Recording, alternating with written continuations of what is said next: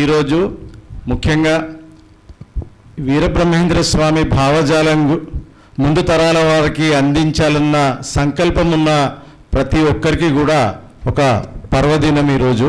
ఎందుకంటే మొట్టమొదటిసారిగా విశ్వవిద్యాలయ స్థాయిలో అధికారికంగా స్వామివారి పైన ఒక మంచి ఎండోమెంట్ లెక్చర్ని కండక్ట్ చేయడానికి అవకాశం కలిగించినటువంటి ఈ యొక్క ఉస్మానియా యూనివర్సిటీ విశ్వవిద్యాలయం వీసీ గారికి మరియు ఆ యొక్క విశ్వవిద్యాలయం యొక్క డైరెక్టర్స్ కానీ తర్వాత ఇతర బోధనా సిబ్బంది వారందరికీ కూడా ఈ పేరున ధన్యవాదాలు తెలియజేస్తున్నాము. ఎందుకంటే ఆనాటి 17వ శతాబ్దపు మహనీయుడైన వీరబ్రహ్మేంద్ర స్వామి సమాజాని కోసమని ఆయన కృషి చేయడము, తర్వాత ముఖ్యంగా కుల మతాలకు అతీతంగా ఇంతకుముందు గోపి గారు అన్నట్టుగా అది బడుగు వర్గాలనే ఆయన ఒక సమిష్టిగా వారందరినీ ఒక త్రాటిపైకి తీసుకొచ్చి వాళ్లకు భవిష్యత్తులో మీదే రాజ్యం అని చెప్పినటువంటి మహానుభావుడు. అట్లాగే బడుగు వర్గాల వారినే కాకుండా మహిళల్ని, ముఖ్యంగా మహిళల్ని ఆయన పురుషులతో సమానంగా అన్ని రంగాలలో రాణిస్తారన్నట్టుగా చెప్పాడు. తర్వాత ముఖ్యంగా దురాచారాలైనటువంటి ఒక స్త్రీకి భర్త చనిపోతే పసుపు కుంకుమ ఇవన్నీ తీసేయడం అనేది కూడా అది మంచి పద్ధతి కాదు. ఆ యొక్క ఆడపిల్లకు పుట్టుకతో వచ్చినటువంటి వస్తువులు అవన్నీ కూడా అలంకారాలు కేవలం మంగళసూత్రము, తర్వాత నుదుటి పైన ఉండే పాపిట బిల్ల, ఆ రెండే వివాహానికి ఒక చిహ్నంగా భర్త ఇచ్చేటువంటి అవి గుర్తులు. కాబట్టి అలాంటి వైధవ్యం అనేది వచ్చినప్పుడు ఆ రెండింటిని మాత్రమే తీసేయాలి అన్నట్టుగా ఆయన చెప్పినటువంటి వ్యక్తి. తర్వాత ముఖ్యంగా తను జీవ సమాధి అయిన తర్వాత గోవిందమాంబను జనాలందరూ కూడా ఆయన సమాధి అయిన తర్వాత కూడా ఈవిడ పసుపు కుంకుమ తీయడం లేదు అని తన భర్త ఆజ్ఞ మేరకు ఆమె అట్లాగే కంటిన్యూ చేసింది. తన కన్న కొడుకు కూడా నిజంగా బతికున్నాడా బతికిలేడా అని చెప్పి సమాధిని పగలగొట్టి చూసినప్పుడు ఆయన వారిని కొంత శపించాడని కూడా మనం చూస్తున్నాం. అంటే ఆయన చెప్పడమే కాకుండా ఆచరించాడు కూడా తన కుటుంబ పరంగా. తర్వాత ముఖ్యంగా తన మనవరాల్ని, ఆ రోజులలో ఒక ఆధ్యాత్మిక గురువుగా స్త్రీ ఎదగడం అనేది అంత సాధారణమైన విషయం కాదు. దాన్ని కూడా ఆయన ప్రోత్సహించాడు.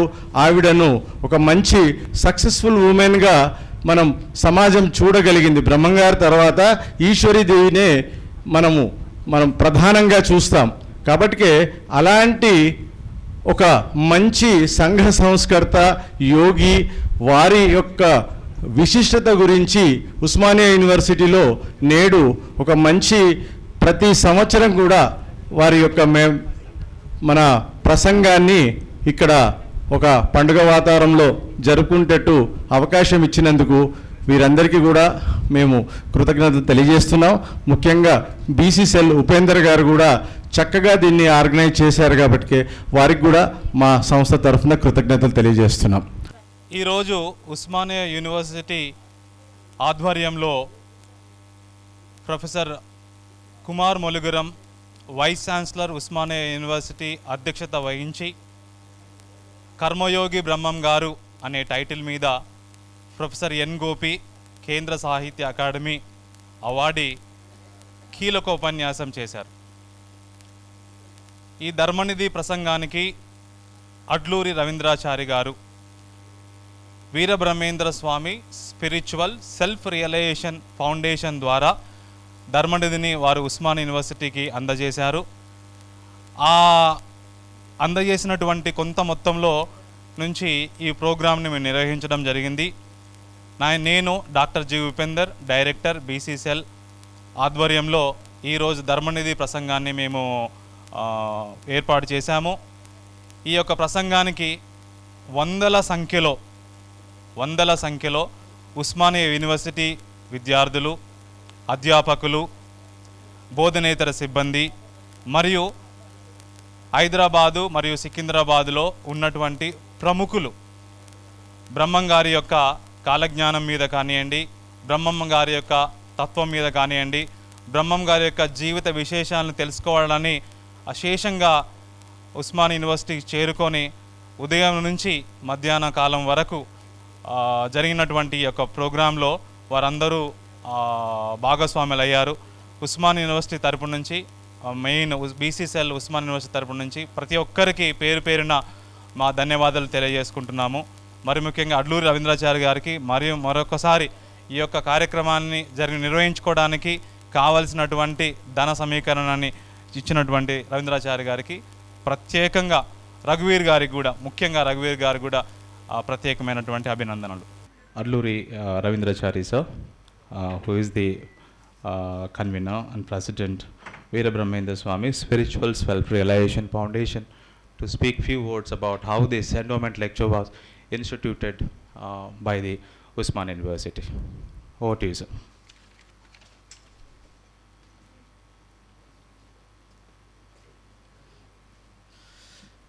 అందరికీ నమస్కారం అండి. ఈరోజు నిజంగా ఒక పర్వదినం. ఆ మహనీయుడైనటువంటి శ్రీ వీరబ్రహ్మేంద్ర స్వామి 16వ శతాబ్దికి చెందినటువంటి వారి యొక్క భావజాలం గురించి ముందు తరాల వాళ్లకు తెలియచేయాలన్న ఒక సదుద్దేశంతో ఏర్పడ్డటువంటి ఆర్గనైజేషన్ ఈ Shri Veerabrahmendra Swami spiritual and self realization foundation. అయితే ఆ సంస్థ ద్వారా మేము గత చాలా కాలంగా శ్రీ వీరబ్రహ్మేంద్ర స్వామి యొక్క విగ్రహం ట్యాంక్ బండ్ పైన ఉన్న విగ్రహం దగ్గర మిగతా సమాజానికి కృషి చేసినటువంటి అంబేద్కర్, జగ్జీవన్ రామ్ లాంటి పెద్దల సరసన వారిని కూడా ఒక సోషల్ రిఫార్మర్గా అందరూ స్మరించుకోవాల్సినటువంటి అవసరం ఉంది అనే ఒక భావజాలంతో ఆయన ఆ రోజు కులమతాలకు అతీతంగా ముఖ్యంగా మహిళలు అన్ని రంగాల్లో రాణించగలుగుతారని చెప్పినటువంటి మహానుభావుడు. నేడు మనం చూసాము, పాకిస్తాన్ యుద్ధం మీద మహిళలే తమ వీరోచితమైన శక్తి ద్వారా శత్రువులను ఏ విధంగా నాశనం చేశారు, ఏ విధంగా మహిళలు అన్ని రంగాలలో ముందుకున్నారు అనేది ఆనాడే ఆ స్వామి తెలియజేయడం మూలాన మనం ఈరోజు సమాజంలోని అందరికీ కూడా ఆ మహనీయుడి యొక్క కృషిని తెలియచేయాల్సినటువంటి అవసరం ఉంది. దానికి తగ్గట్టుగా మేము ప్రతి సంవత్సరం వారి యొక్క జయంతి వేడుకలను, తర్వాత వారి యొక్క జీవ సమాధి అయినటువంటి ఆరాధన మహోత్సవాల్ని జరుపుకుంటున్నాం. అయితే అది ప్రభుత్వ అధికారికంగా ఆ కార్యక్రమం జరగడం లేదు. కేవలం భక్తులు, తర్వాత కొంతమంది ఆ భావజాలానికి ఆకర్షితులైన వారి యొక్క సమిష్టి కృషి మూలాన్నే ఆ కార్యక్రమం జరుగుతుంది. అయితే ఈ యొక్క మేము ప్రయాణిస్తున్నటువంటి నేపథ్యంలో ఒకసారి జూలూరి గౌరీశంకర్ గారు ముఖ్య అతిథిగా ఒక జయంతి ఉత్సవాలకు రావడం జరిగింది. అప్పుడు వారు చెప్పారు, అయ్యా మీరు ఒక విశ్వవిద్యాలయ స్థాయిలో ఒక స్వామివారిది మెమోరియల్ లెక్చర్ని తీసుకెళ్ళగలిగితే బాగుంటుంది అన్నట్టుగా వారు సూచించిన ఆ యొక్క ఆలోచన మేరకు మేము ఉస్మానియా యూనివర్సిటీ యొక్క అప్పుడున్న వీసీ గారిని సంప్రదించడం జరిగింది. అయితే వారు దానికి స్పందించి వెంటనే గత సంవత్సరం మే 17 రోజు మేము వారికి అందరం, కొంతమంది మా యొక్క కమిటీ సభ్యులందరం కలిసి వెళ్ళి వారికి ఒక వినతి పత్రం ఇవ్వడం జరిగింది. తర్వాత వారి సూచన మేరకు ఒక 5 లక్షల రూపాయలు డిపాజిట్గా కూడా జమ చేయడం జరిగింది. అది నిజంగా ఉస్మానియా యూనివర్సిటీ యొక్క వీసీ గారికి, తర్వాత యూనివర్సిటీ యొక్క డైరెక్టర్స్ అందరికీ కూడా మేము ఈ సంస్థ తరఫున కృతజ్ఞతలుగా ధన్యవాదాలు తెలియజేసుకుంటున్నాం. ముఖ్యంగా ఇది మొదటిసారి మనం ఈ ప్రెస్టీజియస్ యూనివర్సిటీ అయినటువంటి ఉస్మానియా యూనివర్సిటీలో వీరబ్రహ్మేంద్ర స్వామి యొక్క మెమోరియల్ లెక్చర్ని వారు అనుమతించడము, ప్రతి సంవత్సరం జరపడానికి కూడా వారు మనకు అప్రూవల్ ఇవ్వడము, ఈ వీసీ గారు వచ్చిన తర్వాత ఈ చొరవ తీసుకొని ఈ కమిటీలో అప్రూవల్ చేయించి గవర్నమెంట్ నుంచి కూడా పర్మిషన్ తీసుకొని మాకు లెటర్ ఇవ్వడం జరిగింది. చాలా సంతోషం అనిపించింది ఆ లెటర్ చూసిన తర్వాత.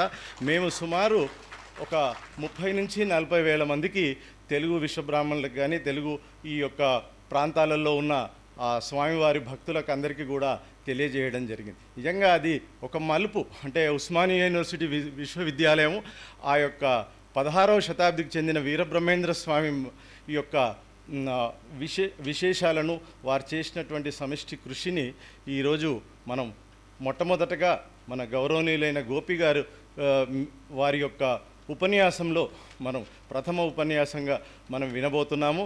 తర్వాత వారు కూడా స్వామి పైన పిహెచ్డి చేసినటువంటి రీసెర్చ్ చేసినటువంటి స్కాలర్ వారు. ఇవాళ ఈ యూనివర్సిటీ చేసినటువంటి ఈ కృషి మూలాన ఎంతోమంది ఔత్సాహికులైన విద్యార్థులు ఎవరైతే ముందు వీరబ్రహ్మేంద్ర స్వామి మీద రీసెర్చ్ చేసే వాళ్ళకి ఈ యొక్క మెటీరియల్ ఎంతగానో అథెంటిక్గా ఉపయోగపడుతుంది. కావున అది ఒక శుభ పరిణామంగా నేను భావిస్తున్నాను. కాబట్టి అందరికీ కూడా కృషి చేసినటువంటి పెద్దలకు, తర్వాత ఈ 5 లక్షలు డిపాజిట్ చేయడానికి కూడా ఎంతోమంది పెద్దలు సహకరించారు. ఇక్కడ ముందు కూడా ఉన్నటువంటి వాళ్ళు ఉన్నారు. వారందరికీ కూడా పేరు పేరున ధన్యవాదాలు తెలియజేస్తూ ఈ కార్యక్రమానికి వచ్చిన వారందరికీ కూడా నేను ఈ సంస్థ తరఫున వారికి ధన్యవాదాలు తెలియజేస్తున్నాను. Thank you, Ravindra sir, for sharing how this endowment lecture was instituted. Now I request Professor Gauri Shankar sir to share views on this occasion. Briefly, sir.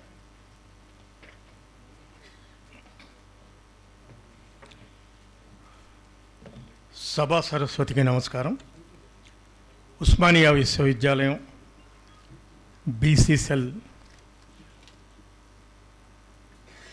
Veerabrahmendra spiritual self realization foundation సంయుక్తంగా ఈరోజు నిర్వహిస్తున్నటువంటి ఈ శ్రీ శ్రీ శ్రీ పోతులూరి వీరబ్రహ్మేంద్ర స్వామి వారి ధర్మనిధి ప్రసంగ కార్యక్రమానికి ముఖ్య అతిథిగా విచ్చేసి మనందరికీ ప్రధాన ప్రసంగాన్ని అందించనున్నటువంటి గౌరవనీయులు కేంద్ర సాహిత్య అకాడమీ అవార్డు గ్రహీత, ప్రముఖ ఆధునిక తెలుగు కవుల్లో సమున్నతమైనటువంటి స్థానం కలిగినటువంటి వారు, విశేషించి తెలుగు విశ్వవిద్యాలయానికి వైస్ ఛాన్సలర్గా సేవలందించినటువంటి వారు, ఉత్తమ అధ్యాపకులు, విద్యావేత్త, సహృదయులు ఆచార్య ఎన్ గోపి గారికి, ఈనాటి కార్యక్రమానికి అధ్యక్షత వహిస్తున్నటువంటి వారు ఉస్మానియా విశ్వవిద్యాలయం వైస్ ఛాన్సలర్ ప్రొఫెసర్ కుమార్ ములుగారం గారు, ఈ కార్యక్రమంలో మరొక గౌరవ అతిథిగా వేదికపై ఉన్నటువంటి వారు విశ్వకర్మ ఫౌండేషన్లో గౌరవ సభ్యులుగా ఉన్నటువంటి ప్రొఫెసర్ టి వెంకటరాజయ్య గారు, ఈ కార్యక్రమాన్ని ఇంత సిస్టమేటిక్గా ఇంత క్రమబద్ధంగా నిర్వహిస్తున్నటువంటి ఉస్మానియా విశ్వవిద్యాలయం BC cell director doctor G Upender గారు, ఈ ఎండోమెంట్ని ఇన్స్టిట్యూట్ చేయడంలో చొరవ తీసుకుని అందరినీ కూడగట్టుకొని ఇవాళ ఈ కార్యక్రమానికి ఒక బీజం వేసినటువంటి వారు వీరబ్రహ్మేంద్ర స్వీయ ఆధ్యాత్మిక దివ్యోద్దీపన స్వచ్ఛంద సంస్థ కన్వీనర్ మిత్రులు శ్రీ అడ్లూరి రవీంద్రాచారి గారు. సభలో ఉన్న మీ అందరికీ నమస్కారం. ఇవాళ సంతోషించదగ్గ విషయం ఏంటంటే, ఇందాక వారు చెప్పారు 1608లో జన్మించి 1693లో అంటే దాదాపు 85 సంవత్సరాలు జీవించి ఆనాటి 400 సంవత్సరాల క్రితం ఆనాటి సమాజంలో ఉన్నటువంటి అల్లకల్లోల పరిస్థితులను అర్థం చేసుకొని సమాజంలో ఒక సమైక్యతను సాధించాలనేటువంటి ఒక దివ్య పురుషుణ్ణి, ఒక యోగి, ఒక దార్శనికుడు, ఒక కర్మ సిద్ధాంతి, ఒక విప్లవవాది, ఒక సంఘ సంస్కర్త, అనేక కోణాల్లో మనం చెప్పుకుంటున్నటువంటి వీరబ్రహ్మేంద్ర స్వామి పైన ఇవాళ అనేక విశ్వవిద్యాలయాల్లో అనేక అంశాలపై పరిశోధనలు జరుగుతున్నాయి. కానీ so far my knowledge goes first of it's kind ఒక విశ్వవిద్యాలయంలో ధర్మనిధి ప్రసంగంగా అంటే ఎండోమెంట్ లెక్చర్గా జరగటం మాత్రం ఇదే మొట్టమొదటిదిగా నేను భావిస్తూ గర్విస్తున్నాను. ఎందుకంటే 400 సంవత్సరాల క్రితమే ఒక తెలుగు జాతిలో జన్మించినటువంటి, తెలుగు నేలపై నడయాడినటువంటి ఒక యోగి, ఒక పురుషుడు, మామూలుగా మానవ మాత్రుడు అయినప్పటికీ కూడా ఒక సంఘ సంస్కరణ దృష్టితో అనేక అద్భుతాలు చేసినటువంటి ఒక మహనీయుణ్ణి ఇవాళ మనం స్మరించుకుంటున్నాం. సమాజంలో వీరబ్రహ్మేంద్ర స్వామిని 2 రకాలుగా చూసేటువంటి వర్గాలు మనకు కనిపిస్తాయి. సనాతన పరులంతా కూడా ఆయన చూపినటువంటి జీవితంలో చూపిన అద్భుతాలు, కాలజ్ఞానం, రానున్న త్రికాల జ్ఞాని అని రానున్న విశేషాలు తెలియచెప్పినట్టు ఇప్పుడే చెప్పారు, పాకిస్తాన్ గురించి ప్రస్తావించారు. అలా ఆయనని ఒక దివ్య పురుషునిగా, అవతార పురుషునిగా, సాక్షాత్తు ఆ శ్రీమన్నారాయణుడి అవతారంగా భావించి గుళ్ళు కట్టి పూజలు చేసేటువంటి వర్గం ఒకటైతే, మరొక వర్గం సమాజంలో ఈ రెండు వర్గాలు ఇవాళ ఏ దృష్టితో వీరబ్రహ్మేంద్ర స్వామిని చూస్తున్నాయి అనేది మనందరికీ తెలుసు. మరొక వర్గం ఏమిటంటే, ఆయన ఒక గొప్ప సంస్కరణవాది, ఒక గొప్ప మహిళా అభ్యున్నతిని కోరినటువంటి వాడు, ఆనాడే దురాచారాలకు వ్యతిరేకంగా పోరాడినటువంటి వాడు. ఆ తరువాత మనం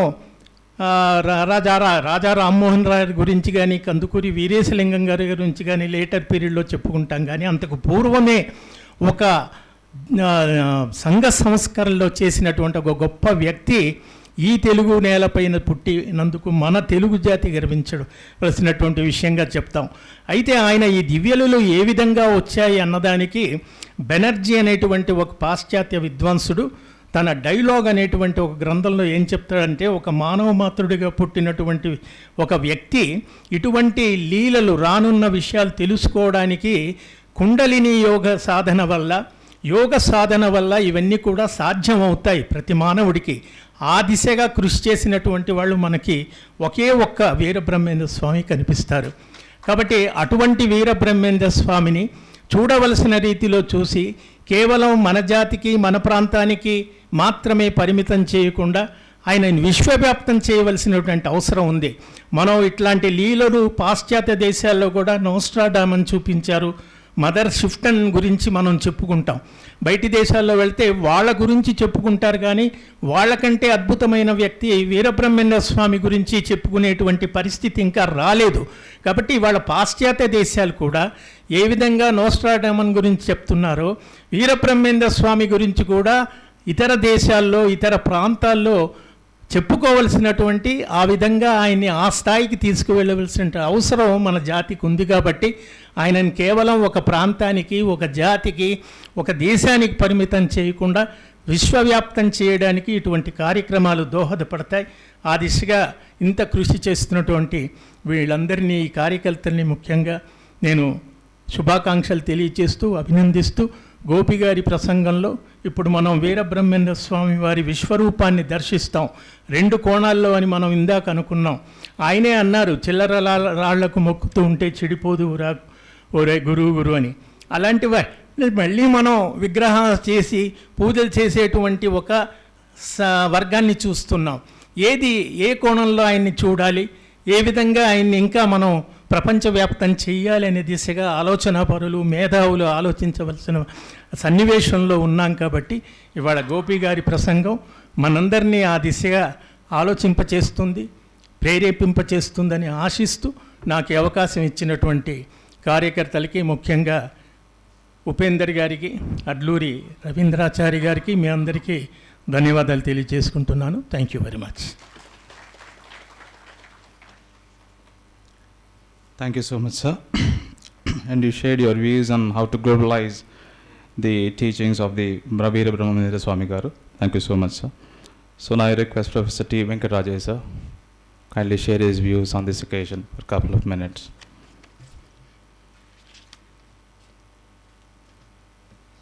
బ్రహ్మంగారి సభకి నమస్కారం. నేను స్పీకర్ని కాదు, కానీ ఒక రెండు విషయాలు మాత్రం చెప్తాను. My most beloved handsome hero professor Kumar, vice chancellor, చప్పట్లు కొట్టండి ఆ తృప్తికి. And professor Gopi, the true disciple of doctor C Narayana Reddy. Narayana Reddy టాసెస్ తెలుగు 1982. ఓకే, నేను రెండు ముక్కలు మాత్రం మాట్లాడతాను, కపుల్ ఆఫ్ మినిట్స్ అంతే మాట్లాడతాను. ఒకటి, 100 ఏళ్ళు గడిచిన తర్వాత త్రికాల జ్ఞానంతో కాలజ్ఞానం ఏం జరుగుతుంది, ఏం జరగబోతుంది అని నాస్ట్రడామస్ ఫ్రెంచ్ స్కాలర్ కంటే అద్భుతంగా రాసినటువంటి బ్రహ్మంగారు ఉస్మానియా యూనివర్సిటీకి నడిపట్టు పైన ప్రత్యక్షమైనాడు. అందరం అభినందిస్తున్నాం. రెండో మాట, మరి నారీ శక్తి, పరాశక్తి ఎప్పుడో చెప్పినాడు 400 ఏళ్ళ క్రితం. అంతేందుకు మొన్న సునీత విలియమ్స్ 9 రోజుల నుంచి రావాల్సింది అంతరిక్షం నుండి 9 నెలలు అక్కడ ఉంది. వినాయకుని ఫోటో పట్టుకొని, గీత పుస్తకం పట్టుకొని, ఇది ఎప్పుడో బ్రహ్మంగారు చెప్పారు. అంటే బ్రహ్మంగారు చెప్పిన కాలజ్ఞాన విషయాలు మొత్తం కూడా ఇప్పుడు రుజువు అవుతున్నాయి. ఇంతకుముందు మేము టీ తాగుతున్నప్పుడు మా గోపి సార్ అందరూ మాట్లాడుతున్నప్పుడు ఆర్టిఫిషియల్ ఇంటెలిజెన్స్ అన్నారు. ఈ వేదిక పైన అరే బాబు ఆర్టిఫిషియల్ ఇంటెలిజెన్స్ కాదు, హార్టిఫిషియల్ ఇంటెలిజెన్స్ కావాలి అని చర్చ జరిగే వేదిక ఇది. హార్టిఫిషియల్ ఇంటెలిజెన్స్. అందుకే అంట శిల్పం మొక్కి శిల్పిని తొక్కే మతం ఒక మతం కాదు. ఇలాంటి సత్యవాకులు బ్రహ్మంగారులు కనబడతాయి. అందుకే నేనంట mind is Kurukshetra, body Dharmakshetra, life Marmakshetra. Mind is geometry, body is chemistry, life should be symmetry. Thank you.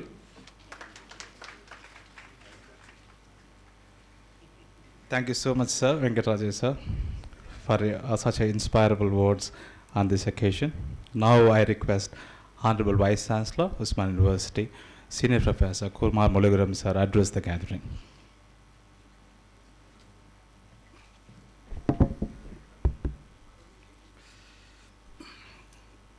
A very good morning to one and all. Respected Chief Guest and Keynote Speaker, Professor N. Gopi Garu, Sahitya Academy Awardee and former Vice Chancellor, Suravaram Pratap Reddy Telugu University. Namaste, sir. Special invitees, Professor T. Gauri Shankar Garu, former Registrar, Suravaram Pratap Reddy Telugu University. Professor T. Venkatraja Garu, Honorary Member, Vishwakarma Foundation. Sri Adluri Ravindrachari, President, Veera Brahma Spiritual Self-Realization Foundation, and BCSL Director, Dr. G. Upender, Osmania University, and all other participants, dignitaries of the dais. Warm welcome to this endowment lecture organized by BC Cell of Osmania University. At the outset, I congratulate the BC Cell, Osmania University, and at the same time, Sri Adluri Ravindrachari, President Veera Brahma Brahmendra Spiritual Self-Realization Foundation, for organizing this particular endowment lecture on the name of Sri Veera Brahmendra, Sri Potuluri Veera Brahmendra Swami. I really appreciate the efforts made by these people. It gives me an immense pleasure and a deep sense of honor to speak today on the revered figure of Potuluri Veera Brahmendra Swami, one of the greatest saints and mystics our land has ever known. At the outset, I would like to extend my heartfelt appreciation to BCCL of the Usman City for organizing this meaningful event. Your dedication to promoting cultural and spiritual awareness among students, faculty is truly commendable. Events like these not only honor our rich heritage but also serves as vital platforms for reflection, education, and inspiration. I congratulate the entire organizing team for their thoughtful efforts in bringing this program to life. Veera Brahmendra Swami, also fondly called Veera Brahmam, was not only a spiritual luminary but a profound visionary and philosopher and social reformer. His life and teachings have left an indelible mark on the spiritual landscape of Telangana and Andhra Pradesh and indeed all over India. Born in the 17th century in Kadapa districts, he lived during the time of a great socio-political turmoil, but instead of withdrawing from the world, he chose to engage with it deeply, guiding people through his wisdom, compassion, and spiritual insight.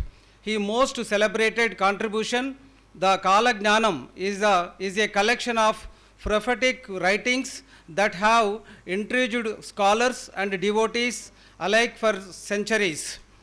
What makes Veera Brahmendra Swami's work exceptional is not just the foresight of future events, but the depth of spiritual truth and embedded within his words. He envisaged a society where truth, drama, and equality would prevail, a vision that still resonates strongly in today's world. In his Kalagnanam, he found not just prophecy but social critique, calls for justice, a deep yearning for harmony across caste, religion, and economic status. He challenged societal norms that perpetuated inequality and superstition. He spoke of an India that would rise through knowledge and virtue, not power or conquest. As the Vice Chancellor of the Osmania University, one of the India's oldest and most respected centers of higher education in India, I see a profound connection between the ideals of Veera Brahmendra Swami and the mission of this university. He believed in knowledge as a divine force and in education as a pathway to liberation, not just spiritual but social. Today, as we navigate a world filled with rapidly technological advancement, shifting moral values and complex global challenges, and teachings of saints like Veera Brahmendram are more relevant than ever. They call us to remain grounded in ethics, devoted to truth, and committed to the upliftment of all human beings. Let us also take a moment to recognize the great spiritual leaders like him were in many ways the original scientists of conciseness. Their experiments were internal, but their impact external and everlasting. I urge our students and faculty and scholars to delve into the writings and legacy of Potuluri Veera Brahmendra Swami, not just an historical or religious study, but as a rich source of philosophical inquiry, social thought, and spiritual discipline. In conclusion, let us honor his memory not merely through words but through action by striving to uphold the ideals of cherished unity, compassion, equality, truth, and wisdom. May his light continue to guide us. Finally, 2 months back, Professor Venkatrajaya Garu and his team approached me to conduct this particular program, and immediately I appreciated and granted the permission to conduct this program. And actually initially they requested for conducting this program at Tagore Auditorium. By almost, I think, inviting 2,000 people will attend like that. They said because of, summer holidays and students, all, they're availing summer vacation. So therefore, I think this is a limited gathering, no doubt. And Professor Gopi Garu will engage the keynote address about the Veera Brahmendra Swamiji. Definitely it is going to be a great kind of beginning and will continue because they deposited, 5 lakhs rupees. They came forward and on the name of Sri Veera Brahmendra Swami, endowment lecture every year we are planning to conduct in the month of May or June or April, because students also should know what is the history, what was the history of the Veera Brahmendra Swami, and this kind of, the programs definitely educate our students and educate our faculty members and new generations. And at the same time, Sir Cheppinar, evaru Atluri Ravindrachari garu very clear ga em chepparante, ఈ particular inputs ఏదైతే వస్తుందో information మన PhD స్టూడెంట్స్కి కూడా చాలా వరకు use అవుతుంది అనే ఒక మంచి, అంటే ఒక యూనివర్సిటీలో ఇట్లాంటి ప్రోగ్రామ్స్ జరగడం వల్ల మన నెక్స్ట్ జనరేషన్ వాళ్ళు రీసెర్చ్ చేయడానికి కూడా ఇది ఒక పర్టికులర్ లిటరేచర్ లాగా ఉపయోగపడుతుంది అనేది కూడా నా విశ్వాసం. అండ్ ఇట్లాంటి వాటి ద్వారా మన స్టూడెంట్స్ కూడా యూటిలైజ్ చేసుకొని ఒక మంచి పిహెచ్డీలు కూడా సబ్మిట్ చేయాలి. ఇప్పటికి కూడా మన సారు మన గోపి గారి గురించి ప్రపంచం మొత్తం తెలుసు. సో తను చేసిన కాంట్రిబ్యూషన్ కావచ్చు, ఇప్పటికి కూడా తను పేరు అంటే తెలుగు ప్రొఫెసర్ అయినా కానీ ఇంగ్లీష్ ఎంత చక్కగా మాట్లాడుతున్నాడు అంటే సారు ఒక ఇంగ్లీష్ ప్రొఫెసర్ కంటే ఎక్కువగా మాట్లాడుతున్నారు sir, really. And it not only that, ఇప్పుడు లోక జ్ఞానం అనేది ఇప్పుడు బ్రహ్మం గారు చెప్పిర్రు అంటే ఫ్యూచర్ ప్రిడిక్షన్ చేస్తారు అని చెప్పేసి మనం చెప్పుకుంటాం. కానీ సార్ ఏంటంటే తెలుగు ప్రొఫెసరే కాక ఇంగ్లీష్లో కూడా చాలా చక్కగా ఇది చేస్తుంటూ లోక జ్ఞానం గురించి కూడా సారు చాలా చక్కగా చెప్పారు. అంటే ఆర్టిఫిషియల్ ఇంటెలిజెన్స్ను ఎవరు కనిపెట్టారంటే న్యాచురల్ ఇంటెలిజెన్స్ ద్వారానే ఆర్టిఫిషియల్ ఇంటెలిజెన్స్ అనేది పుట్టింది. సో కాబట్టి న్యాచురల్ ఇంటెలిజెన్స్ ముందు ఆర్టిఫిషియల్ ఇంటెలిజెన్స్ కూడా ఎక్కడ కూడా పనిచేయదు. కాబట్టి ఇవన్నీ ఏంటంటే మన కంప్యూటరైజేషన్ కావచ్చు, ఐటీ రెవల్యూషన్ కావచ్చు, గ్లోబలైజేషన్ కావచ్చు, ఇవన్నీ కూడా ఏంటంటే ఒక టూల్స్, మన యొక్క టైం కావచ్చు, మన గ్యాప్స్ కావచ్చు మినిమైజ్ చేయడానికి అవసరమయ్యే టూల్స్ తప్ప దీంట్లో ఈ హ్యూమన్ కోలం అంటే సార్ కూడా చెప్పారు ఈ హ్యాండ్కు చాలా పవర్ ఉంటుందని. ఇది ఇలా టచ్ చేస్తే దీని నుండి సెన్స్ చేసి మన మైండ్కి వెళ్తుందని, మనం ఒకటి రాయడం ద్వారా కూడా మైండ్కి వెళ్తుందని సార్ ఇంతకుముందే ఒక కొద్దిపాటి టైం స్పెండ్ చేయడం వల్ల సార్తోని ఇవన్నీ కూడా నేర్చుకోవడం జరిగింది. సో అట్లా ఈ హ్యాండ్ ద్వారా మన మైండ్కు ట్రాన్స్ఫార్మ్ కావాలి ప్రతి ఇన్ఫర్మేషన్ కూడా. కానీ ఇప్పుడున్న కంప్యూటర్ కావచ్చు, మన ల్యాప్టాప్ కావచ్చు, తర్వాత మన మొబైల్ ఇది కావచ్చు, మన వాట్సాప్ కావచ్చు, ఆ ఇన్ఫర్మేషన్ అనేది ఎక్కువ రోజులు ఉండదు. అదే మన మైండ్లో ఉన్నది మాత్రం ఎప్పటికీ ఇన్ఫర్మేషన్ ఎప్పటికీ ఉంటుంది. కాబట్టి ద హ్యూమన్ బ్రిలియన్స్కు ఎక్కడ కూడా ఈక్వలెన్సీ అనేది లేదు. Whatever we created by through this human brain only, intelligence only. Therefore the natural intelligence always dominates the artificial intelligence, though it is a great kind of technology. So with this అంటే ఇప్పుడు మనం 21st సెంచరీలో ఉన్నాం కాబట్టి మన యొక్క ఈ యొక్క 17వ సెంచరీలో జరిగిన ఈ విషయాలను కూడా మన నెక్స్ట్ జనరేషన్ కూడా ఇట్లాంటి ఎండోమెంటల్ లెక్చర్ ద్వారా తెలియజేస్తూ దాన్ని రక్షించాలి ఎప్పటికీ అనేది మన యొక్క ఏదైతే ఉన్నాయో ఇవన్నీ ఎస్టాబ్లిష్ చేసిన నామ్స్, తర్వాత ఇవైతే ఉన్నాయో అది మంచి గురించి భవిష్యత్తు తరాలకు అందించాలని నేను ఆల్వేస్ కోరుకుంటున్నాను.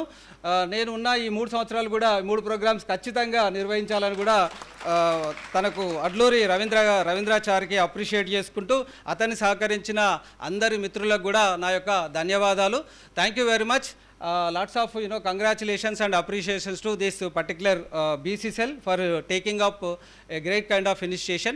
Thank you one and all. Thank you. Thank you so much, sir, for sharing your insightful review and thought-provoking addressing to the participants. Thank you very much, sir. As you are your backbone of the all the cells, will definitely conduct these kind of programs in the next year or the next year also. Now, due to sir's busy schedule, we must appreciate Professor Kumar sir for joining us in the morning. Because of the busy schedule, sir gave me very short time of half an hour, and though he extended to 1 hour, thank you so much, sir. And I would like to inform Vice Chancellor sir also. Sir, Professor Gopi sir also helped us to get this kind of endowment lecture in the form of the book, sir. We'll also hand over all the participants. Yes.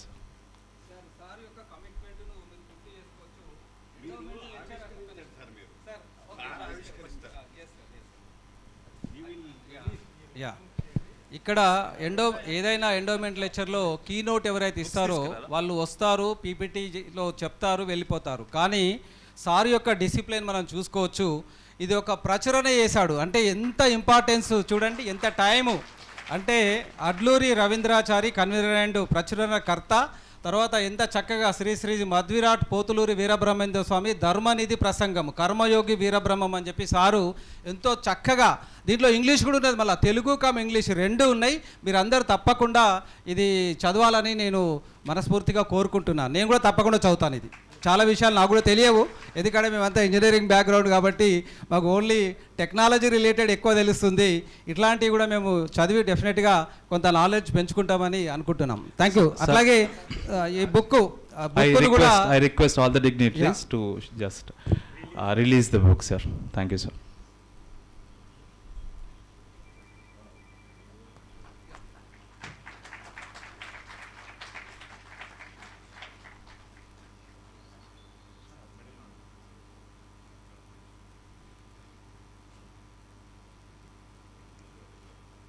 Thank you so much, sir. Sir, due to very short time, so Vice Chancellor sir will leave the occasion. Now I request Kumar Muluguram sir to honor the today's chief guest N. Gopi sir by presenting a shawl.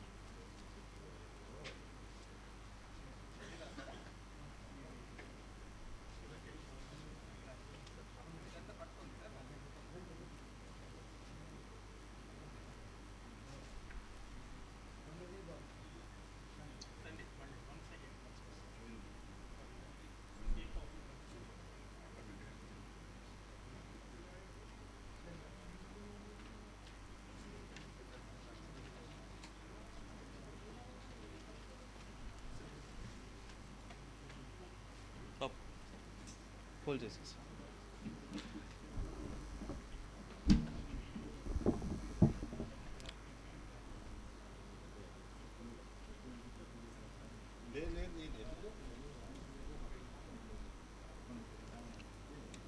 Yeah, on behalf of BCCL and other cells, we thank our Honorable Vice Chancellor for participating in this program as a president of the function.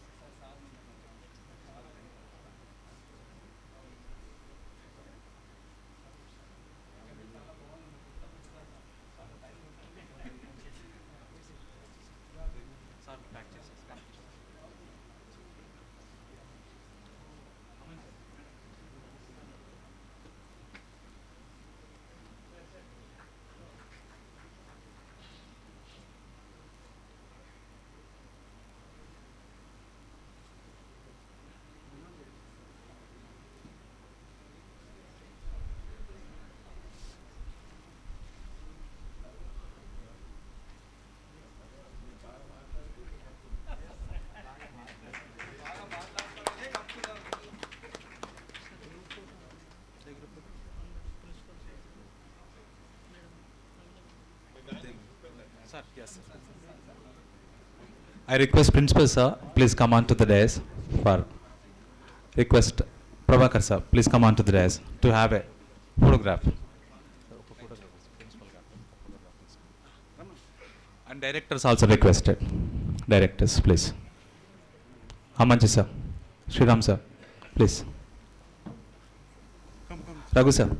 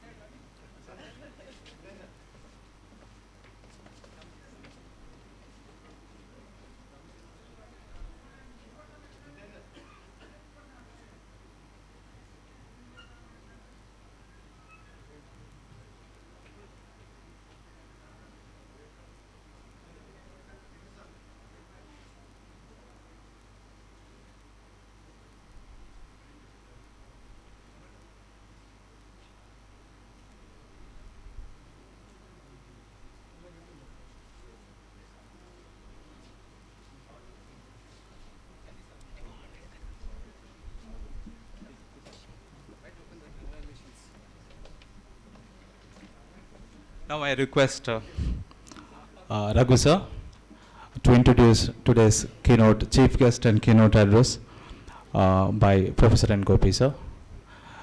So I request Raghu sir to briefly introduce about the speaker to the audience.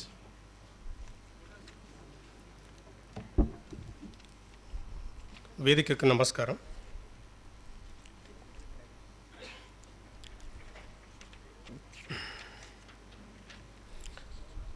గత 55 సంవత్సరాలుగా నిరంతరంగా నిర్విరామంగా కవితా సృజన చేస్తున్న doctor N Gopi గారు ఇక్కడే మన Osmania university Telugu శాఖలో ఆచార్యులుగా చాలా విశిష్టమైనటువంటి సేవలు అందించారు.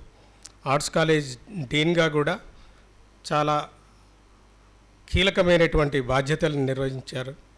వేలాది మంది ఉత్తమ విద్యార్థుల్ని ఉత్తమ అధ్యాపకులుగా, పరిశోధకులుగా, సృజనకారులుగా తీర్చిదిద్దినారు. తెలుగు విశ్వవిద్యాలయం వైస్ ఛాన్సలర్గా పనిచేయడమే కాకుండా కాకతీయ విశ్వవిద్యాలయం, ద్రవిడ విశ్వవిద్యాలయానికి ఇన్ఛార్జ్ వైస్ ఛాన్సలర్గా కూడా పనిచేసినారు. ఇదంతా ఒక అకాడమిక్ రికార్డు అవుతే దీనికంటే మించినటువంటి వారికి చాలా ఇష్టమైనటువంటి సృజనాత్మక రచన ఉన్నాయి. వారి తంగెడి పూలు అనేటువంటి 1976లో వచ్చినటువంటి మొదటి పుస్తకం నుంచి ఈరోజు వచ్చినటువంటి మగ్న సంగీతం 31 కవితా సంపుటాలని రచించారు. ఈ 31 కవితా సంపుటాలలో కాలాన్ని నిద్రపోనివను అనేటువంటి కవితా సంపుటికి కేంద్ర సాహిత్య అకాడమీ అవార్డు వచ్చింది. వారి కవితా జీవితంలో జలగీతం అనేటువంటి ఒక దీర్ఘకావ్యం అనేటువంటిది ఒక మ్యాగ్నమ్ ఓపస్ రచనగా చెప్పుకుంటారు. దాదాపుగా ఇది భారతదేశంలో ఉన్నటువంటి చాలా విశ్వవిద్యాలయాల్లో పాఠ్యాంశంగా కూడా ఉన్నది. ఇంకా ఈ జలగీతం మీద పరిశోధనలు కూడా జరుగుతున్నాయి. జలగీతం అనేటువంటిది దాదాపుగా రాజస్థాన్ లాంటి ఆ ప్రాంతాల్లో, అంటే ఎక్కడైతే నీళ్లు లేవో, కరువు పరిస్థితులు ఉన్న వాళ్ళందరికీ ఒక పాఠ్యాంశంగా నీటి యొక్క ఏది గొప్పతనాన్ని గురించి, దాని జల సంరక్షణ గురించి ఇచ్చేటువంటి జలవద్గీతగా దాన్ని అభివర్ణిస్తారు. ఇటీవలి కాలంలో రాసినటువంటి వృద్ధోపనిషత్ అనేటువంటిది కూడా దాదాపుగా భారతీయ భాషలన్నిటిలోకి అనువాదమవుతుంది. కాలాన్ని నిద్రపోనియను అనేటువంటి గ్రంథం దాదాపుగా భారతీయ భాషలన్నిటిలోకి అనువాదమైంది. వీరు సృజించినటువంటి నానీలు అనేటువంటి ఒక విశిష్టమైనటువంటి కవితా ప్రక్రియ అనేటువంటిది, ఈ కవితా ప్రక్రియలనే దాదాపు 550 మంది కవులు ఒక తమ కవితా సంపుటాలను ప్రచురించినారు. దాదాపు ఒక 1500 మంది కవులు ఈ నాణేల ప్రక్రియ ద్వారా కవితా సృజన చేసినారు. ఇది ఒక ట్రెండ్ సెట్టర్గా కూడా చెప్పుకుంటారు. ఇవన్నీ ఒక ఎత్తు అయితే, కేవలం కవిత్వమే కాకుండా పరిశోధన గ్రంథాలని ఒక 4 పరిశోధన గ్రంథాలు ప్రచురించినారు. ఈ పరిశోధనా గ్రంథాలలో ప్రజాకవి వేమన అనేటువంటి వీరి పిహెచ్డి సిద్ధాంత గ్రంథం చాలా విశిష్టమైనటువంటిది. ఇది ఒక సిద్ధాంత గ్రంథం 7 పునర్ముద్రణలు చెందడం అనేటువంటిది ఒక రికార్డు.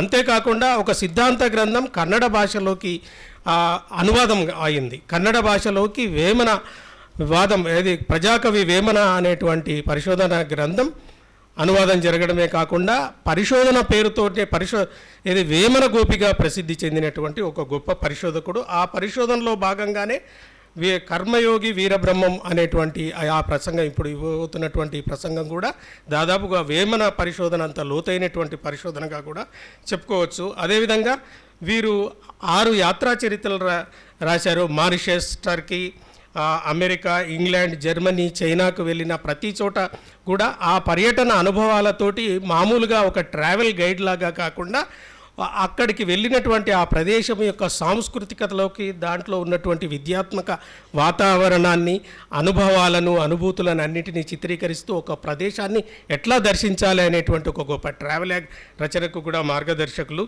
అదేవిధంగా వీరి భారతదేశం మొత్తంలో కూడా వీరి కవితా పుస్తకాలు లేకపోతే వీరి కవితా గ్రంథాలు ఇంతగా వేరే భాషల్లోకి వెళ్ళినటువంటి కవి లేరు. దాదాపుగా కాలాన్ని నిద్రపోనేను 23 భాషల్లోకి వెళ్తే, నానీలు అనేటువంటి 12 భాషల్లోకి వెళ్ళినది. ఇది రష్యన్ భాషలోకి కూడా అనువాదమైంది.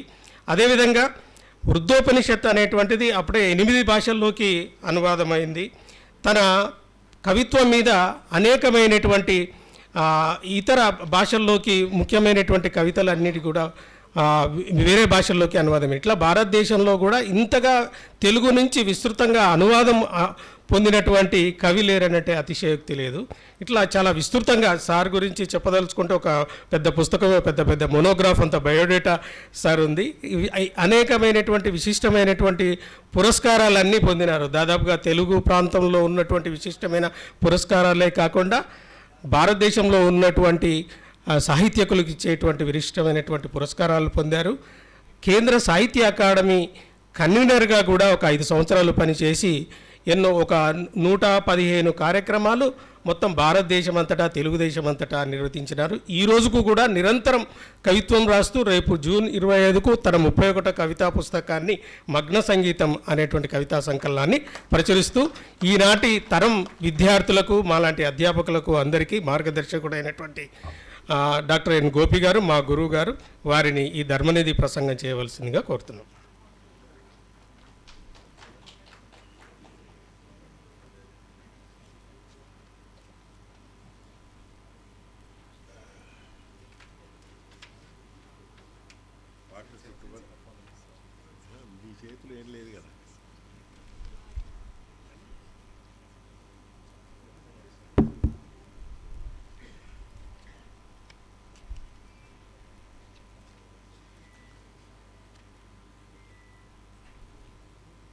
స్కూళ్ళలో చివరి గంట ఉంటుంది, లాస్ట్ పీరియడ్.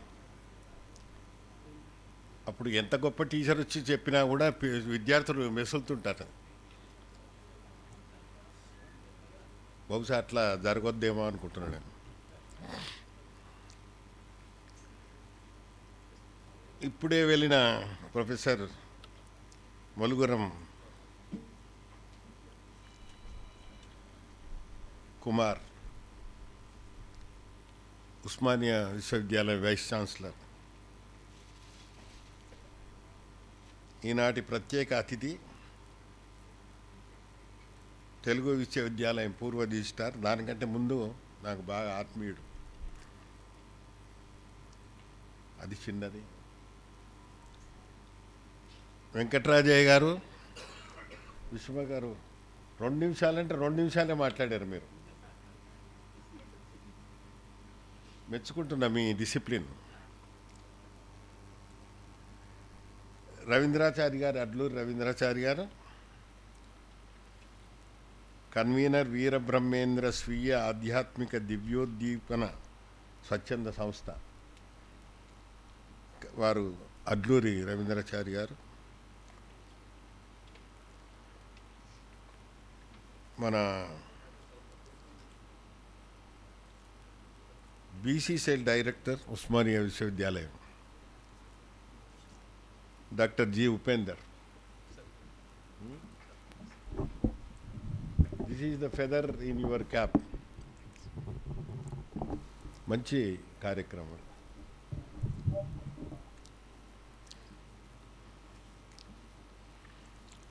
ఇది మా రఘు.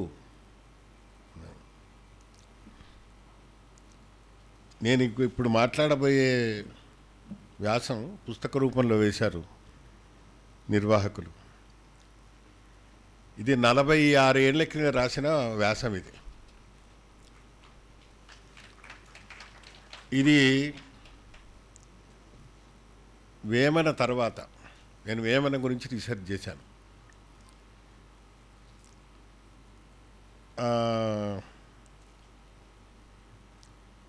₹450 జీతం ఉన్నప్పుడు అప్పు చేసి వేమన కోసం 50,000 ఖర్చు పెట్టాను నేను. ఎందుకు అప్పు? మద్రాస్ ఓరియంటల్ మ్యానుస్క్రిప్ట్ లైబ్రరీలో వేమన తాళపత్ర గ్రంథాలు 54 ఉన్నాయి. అప్పుడు ఈ జెరాక్స్లు అవన్నీ లేవు. 6 నెలలు కూర్చొని రాస్తూనే ఉన్నా నేను, రాసుకొచ్చిన నేను నోట్బుక్కుల్లో.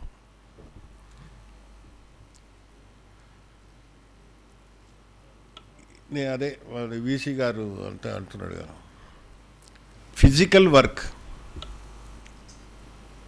చేత్తో మన దేహంలో అన్నిటికంటే చాలా అందమైన అవయవాలు ఈ 2 చేతులే. ఇంత పెద్ద నాగరికతను సృష్టించింది ఈ 2 చేతులే. 6 నెలలు రాస్తుంటే ఏదో శక్తి ఈ చేతిలోంచి మెదడులోకి, హృదయంలోకి పోయినట్టుగా ఫీల్ అయ్యాను నేను. 6 నెలలు, 26 ఏళ్ళు, 27 ఏళ్ళ కుర్రాడు.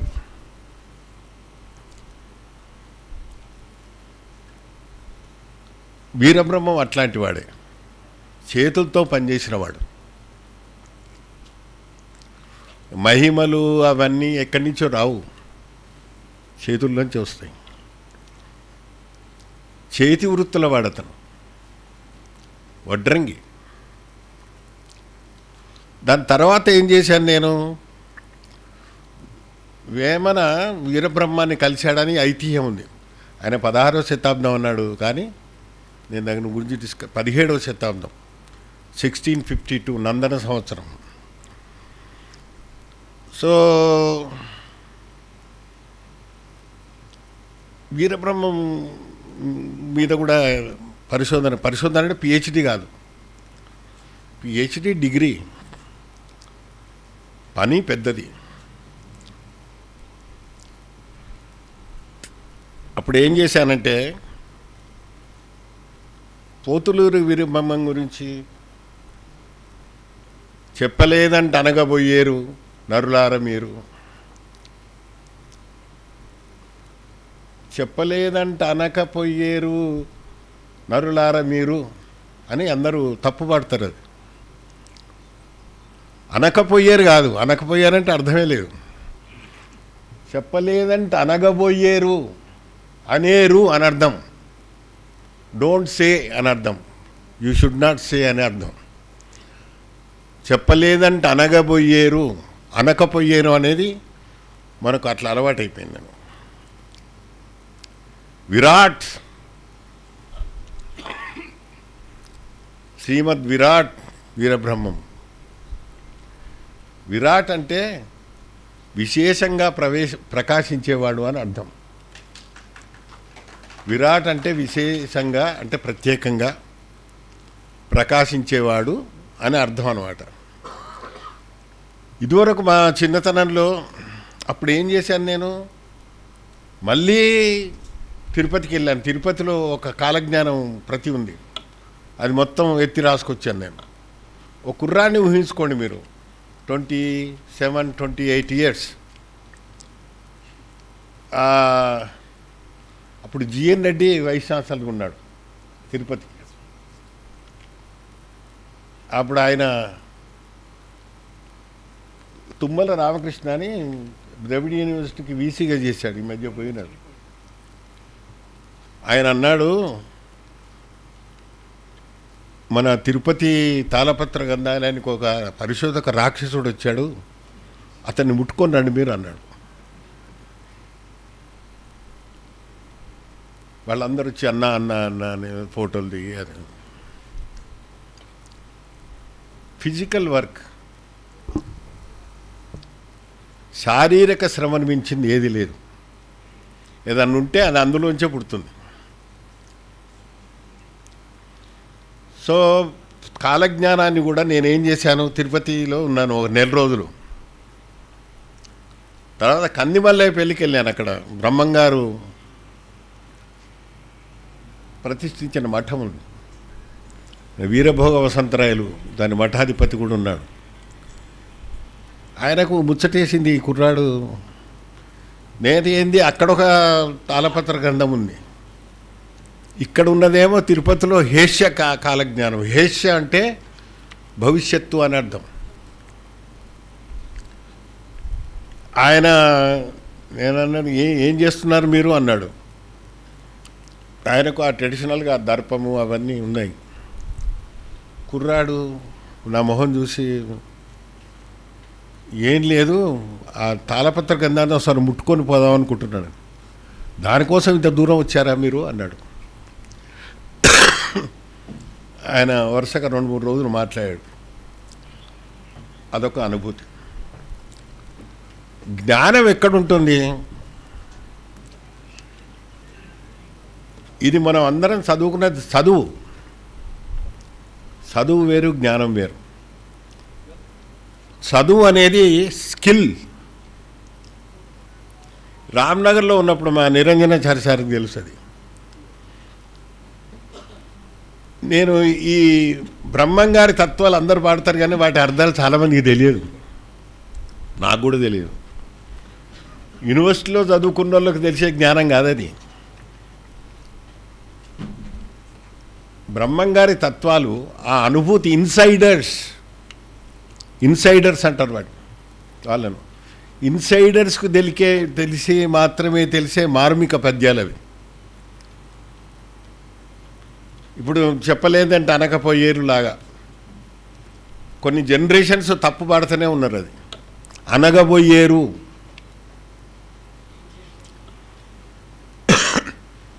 నేనేం చేశాను, వీటి అర్థాలు ఎవరిని అడగాలి? ఇన్సైడర్స్ని అడగాలి.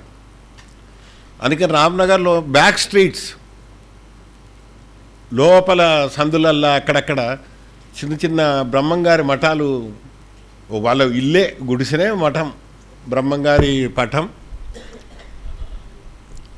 ఒక ఆమె దానికి మఠాధిపతి, వీరమ్మ అని. నేను పోయే వరకు ఆమె గోకరికాయ పొట్టు తీస్తుంది కూర్చొని, గోరుచిక్కుడుకాయ. అమ్మ, నేను ఇది యూనివర్సిటీలో ఏదో చదువుకున్నా, వీటికి అర్థమైతలేవు. ఇవి 7 గుర్రాలు ఏర్పడును అంటే ఆమె ఇల్లిటరేటే. ఇంత జాగ్రత్తగా ఇల్లిటరేటే అన్నాను కానీ అజ్ఞాని అనలేదు. జ్ఞానం వేరు, లిటరేచర్ వేరు. లిటరేచర్ వేరు. మనకంటే మన తల్లిదండ్రులు ఇంకా జ్ఞానులు, చేతులతో పనిచేసిన వాళ్ళు. సో ఆమె ఏమందంటే గోరుచిక్కుడుగాయ తీస్తుంది. ఇట్లా అర్థం కానిది ఏముంది బిడ్డ అని గోకరకాయని ఇట్లా తీసింది. దానికి పొట్టు ఉంటుంది కదా, తీసి ఏమందంటే ఈ పొట్టు తీయకముందు ఇది 1, ఇప్పుడు ఇది 2 అంది. ఎంత ఒక పుస్తకం అంత మాట అది. అది తీయకముందు అద్వైతం ఒకటే, తీసిన తర్వాత ద్వైతం. నాకు ఆమె కాళ్ళకి దండం పెట్టి వచ్చిన మనం యూనివర్సిటీ చదవంతా గింతంత అయింది. ఆమె ముందు చదువు వేరు, జ్ఞానం వేరు.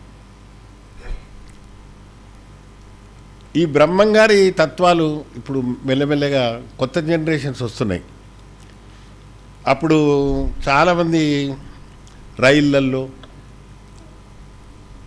జాతరలలో, సత్రాలలో ఈ తత్వాలు వాడే బిచ్చగాళ్ళు, ఏకతార మీటుకుంటూ వెళ్ళేవాళ్ళు ఉండేవాళ్ళు. ఫుట్పాత్ల మీద గుజిలీ ప్రతుల్లో కూడా ఉండేవి బ్రహ్మంగారి తత్వాలు. ఇవన్నీ ఆయనయేనా వేరే వాళ్ళు వచ్చి చేరినాయంటే చేరుతాయి. ఇది ఆశు సాహిత్యానికి సంబంధించింది. బ్రహ్మంగారి చదువు రానివాడు ఏం కాదు. ఇట్లాంటి వాళ్ళు బ్రహ్మంగారి సంప్రదాయంలో చాలామంది ఉన్నారు.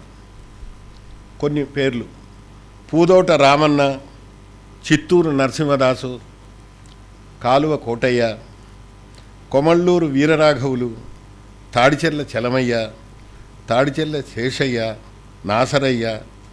నాసరయ్య దయతో అహోబిలదాసు, సున్నపుగుంట రాఘవులు, మహమ్మద్ హుస్సేన్, తరిగొండ బ్రహ్మరాంబా నరహరి, జక్కులేటి కంబగిరి, ఘంటయ్య.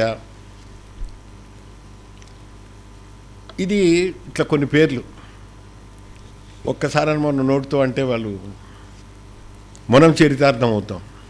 వాళ్ళు కీర్తి కోసం అన్నవాళ్ళు కాదు. ఈ బ్రహ్మంగారి తత్వాలు లోకంలోనే కాకుండా కొన్ని పుస్తకాలు, సిద్ధబోధం అని ఆయన రాశాడు శిష్యుని కోసం, దూదికుల సిద్ధప్ప కోసం. యాగంటి వచనాలు, యాగంటి లక్ష్మయ్య వచనాలు ఉన్నాయి. కాలజ్ఞానం రాశాడు, చెప్పాడా రాశాడా? కాళికాంబ, హంస కాళికాంబ శతకం రాశాడు. 400 పద్యాల దాకా దొరుకుతున్నాయి. ఈయన ఎక్కడి నుంచి వచ్చాడు? వీరబ్రహ్మం పరిపూర్ణాచార్యులు ప్రకృతాంబల కన్న కొడుకు.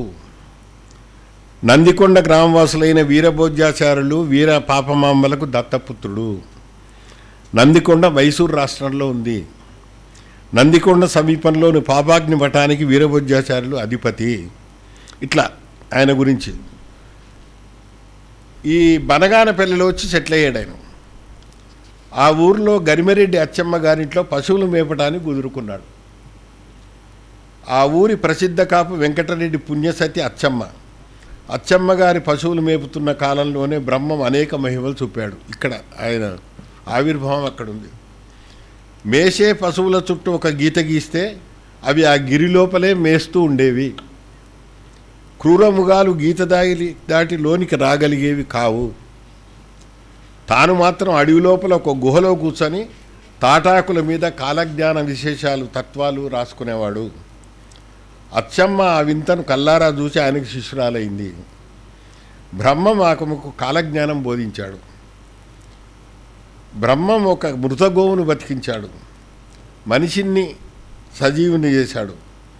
పోలేరమ్మ చేత నిప్పు తెప్పించుకొని ముట్టించుకున్నాడు. జడివానలో తడవకుండా నడిచొచ్చాడు. బనగానపల్లిలోనే మఠమును స్థాపించి శివలింగాన్ని ప్రతిష్ఠించాడు. ఇది తర్వాత శివకోటయ్య కూతురు పెదకుమారుల నివాసి ఆయన గోవిందమ్మను పెళ్లి చేసుకున్నాడు. ఆ దంపతులకు 5 కుమారులు, ఒక కుమార్తె కలిగారు. గోవిందయ్య, సిద్ధలింగయ్య, శివరామయ్య, పోతులూరయ్య, వీరనారాయణమ్మ అని వారి పేర్లు. ఇదంతా ఒట్టి ఫిజికల్ వివరాలు ఇవి. బ్రహ్మన్ లాంటి గురువు లేడు, సిద్ధయ్య లాంటి శిష్యుడు లేడు, వేమల లాంటి యోగి లేడు అని లోకంలో ఒక ప్రసిద్ధి ఉంది. బ్రహ్మంగారి మనవరాలు ఈశ్వరమ్మ. ఈమె కూడా తాతగారిలాగా కాలజ్ఞానాలు చెప్పింది. ఈమె జీవిత పర్యంతం బ్రహ్మచారిణిగానే ఉండిపోయింది. దీనివల్ల ఆ కుటుంబం సాంఘికపరమైన చీకాకులకు లోనైంది. సిద్ధప్పను శిష్యుడిగా చేర్చుకోవడం వల్ల, సిద్ధప్ప అంటే దూదేకుల సిద్ధప్ప, తురకల కోపానికి ఇటు బ్రాహ్మణుల ఆగ్రహానికి గురయ్యాడు. అందుకే పుష్పగిరి వెళ్ళి బ్రాహ్మణ మఠాధిపతులు వాళ్ళు వాదాలు చేసి వాళ్ళ కళ్ళు తెరిపించాడు. ఇక్కడ ఒకటి చెప్తాను. ఈ వ్యాసము ఆంధ్రప్రభలో వచ్చింది వరుసగా. వీరబ్రహ్మం కల్ట్కి బ్రాహ్మణిజానికి మధ్యలో ఒక అంతర్గత పోరాటం ఉంది. నేను ఈ వ్యాసం ఇది చాలా రాడికల్ వ్యాసం. ఇది అంటే నమ్మకాల మీద సాగిన వ్యాసం కాదు, విశ్వాసాల మీద సాగిన వ్యాసం కాదు, రీసెర్చ్. సో ఆయన అప్పుడు విజయవాడలో ఉన్న లాయర్స్ అందరూ కోర్టుకు పోతాని దావా వేశారు ఈ వ్యాసానికి వ్యతిరేకంగా. ఎందుకు? ఇక నేను అసలు రీసెర్చ్లోకి వస్తాను. ఇది ఒట్టి వివరాలు. ఈ మధుర కౌంటి అనే ఒక గ్రంథంలో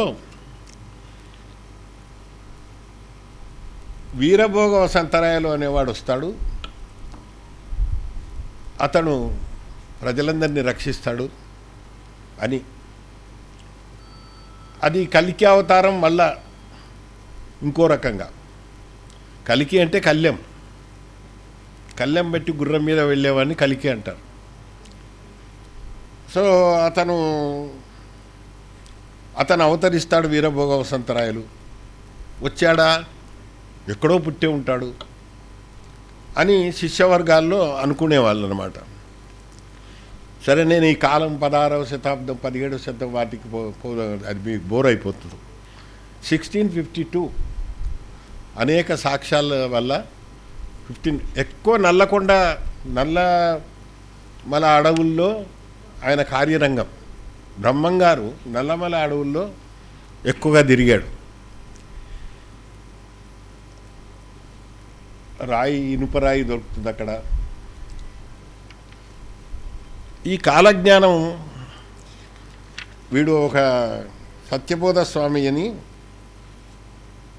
ఫాదర్, జెసూట్ ఫాదర్ అప్పటి క్రిస్టియన్స్ ఈయన గురించి ఏం రాశారంటే, there is a sect less than known here than in the north, admits in God knowledge and love.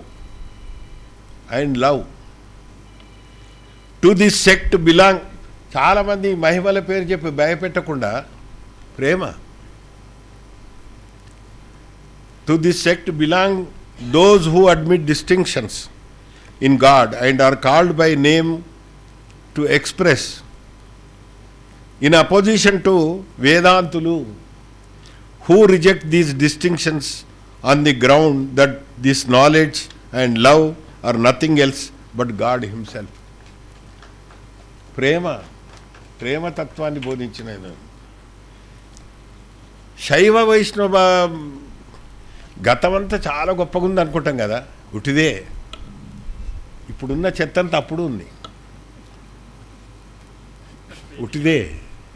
శైవ వైష్ణవులు ఉన్నారు కదా, వీళ్ళు గుంపులు పోయి పోట్లాడుకునేవాళ్ళు, అడ్డబొట్టు నిలువుబొట్టు అని. ఇద్దరు మూర్ఖులే. ఈ వేదాంతులు అనే ఒక కొత్త శక్తి వచ్చినప్పుడు శైవ వైష్ణవ భేదాలను పాటించిన మతవర్గాన్ని గురించి చెప్పాడు అతను. వీరబ్రహ్మ 17వ శతాబ్దం చివరి దాకా బతికున్నాడు అని. ఈ కాలజ్ఞానం అంటే ఏమిటి? మన అబ్బాయి అడుగుతాడు కాలజ్ఞానం అంటే ఏమిటి, వాడిని చెప్పగలా కదా మనం అంటే ఏదో అన్ని చిలువలు పలువలు చెప్తాం. కాలం, టైం. ఏ కాలము? వర్తమానమా, భూతమా, గతమా, భవిష్యత్తా? ఎక్కువ భవిష్యత్తే. ఎట్లాంటి భవిష్యత్ అది? వర్తమాన పరిస్థితుల మీద ఆధారపడి ఊహించగలిగిన భవిష్యత్తు. అట్లా అందరూ ఊహించలేరు. మళ్ళీ దానికి బోర్డంత జ్ఞానం ఉండాలి. ఫ్యూచరిటీ. హేష్య కాలజ్ఞానం అంటే అదే. హేష్యం అంటే ఫ్యూచర్ అని అర్థం. ఇంతకుముందు నాస్ట్రడామ్ ఇట్లాంటి వాళ్ళు ఉన్నారా అంటే ఉన్నారు. ఇతర దేశాల్లో ఒక జ్యోతిష్ శాస్త్రవేత్త తొమ్మిదో చార్లెస్ రాజు దగ్గర పనిచేశాడు. నాస్ట్రడామ్, మిచెల్ నాస్ట్రడామ్ అని అతను ప్రాఫెసీస్ అంటే జ్యోతిష్యాలు, రేపేం జరుగుతుందని చెప్పేవాడు. సెంచురీస్ అని కూడా అంటారు దాన్ని. అతను ఏమన్నాడు? 17, 19, 20 శతాబ్దాల గురించి ఈ విధంగా ఊహించాడు. అంతకుముందు వాడు అది 11వ శతాబ్దం వాడు. ఫ్రాన్స్లో విప్లవం వస్తుంది, నెపోలియన్ సామ్రాజ్య విస్తరణకు పాల్పడతాడు, 2 ప్రపంచ యుద్ధాలు జరుగుతాయి. అప్పుడే ఊహించాడు ఆయన. ఇజ్రాయెల్ తిరిగి ఒక జాతిగా నిలబడుతుంది. వాళ్ళందరూ అంత చెల్లా చెదురుగా ప్రపంచం ఉందండి. జ్యూస్ ఇప్పుడు ఒక చోట ఉండి యుద్ధాలు చేస్తున్నారు. రష్యా సామ్రాజ్య విస్తరణకు పాల్పడుతుంది. ఇరాన్లో ఆనువంశిక పరిపాలన అంతమవుతుంది. ఇప్పుడు అందరూ ముల్లాస్, అంతేనా? ఫ్రాన్స్లో సోషలిస్టులు అధికారాలకు వస్తారు. 3వ ప్రపంచ యుద్ధం 43 రోజుల పాటు జరుగుతుంది. 20వ శతాబ్దం చివరి భాగంలో జర్నలిస్టు డెమోక్రటిక్ సెంటర్ పార్టీ దేశ భవితవ్యాన్ని మార్చేస్తారు. ఇటలీలో విప్లవం వస్తుంది. లిబియా ప్రోద్బలంతో అరబ్బులు ప్రధాన పాత్ర వహిస్తారు. క్యాథలిక్ చర్చి ప్రాధాన్యం తగ్గిపోతుంది. ఇప్పుడంతా ప్రొటెస్టెంట్స్. ఇట్లాంటివి నాస్ట్రడామ్ చెప్పాడు. అంటే తన కాలం కంటే 7-8 శతాబ్దాల ముందు దాకా.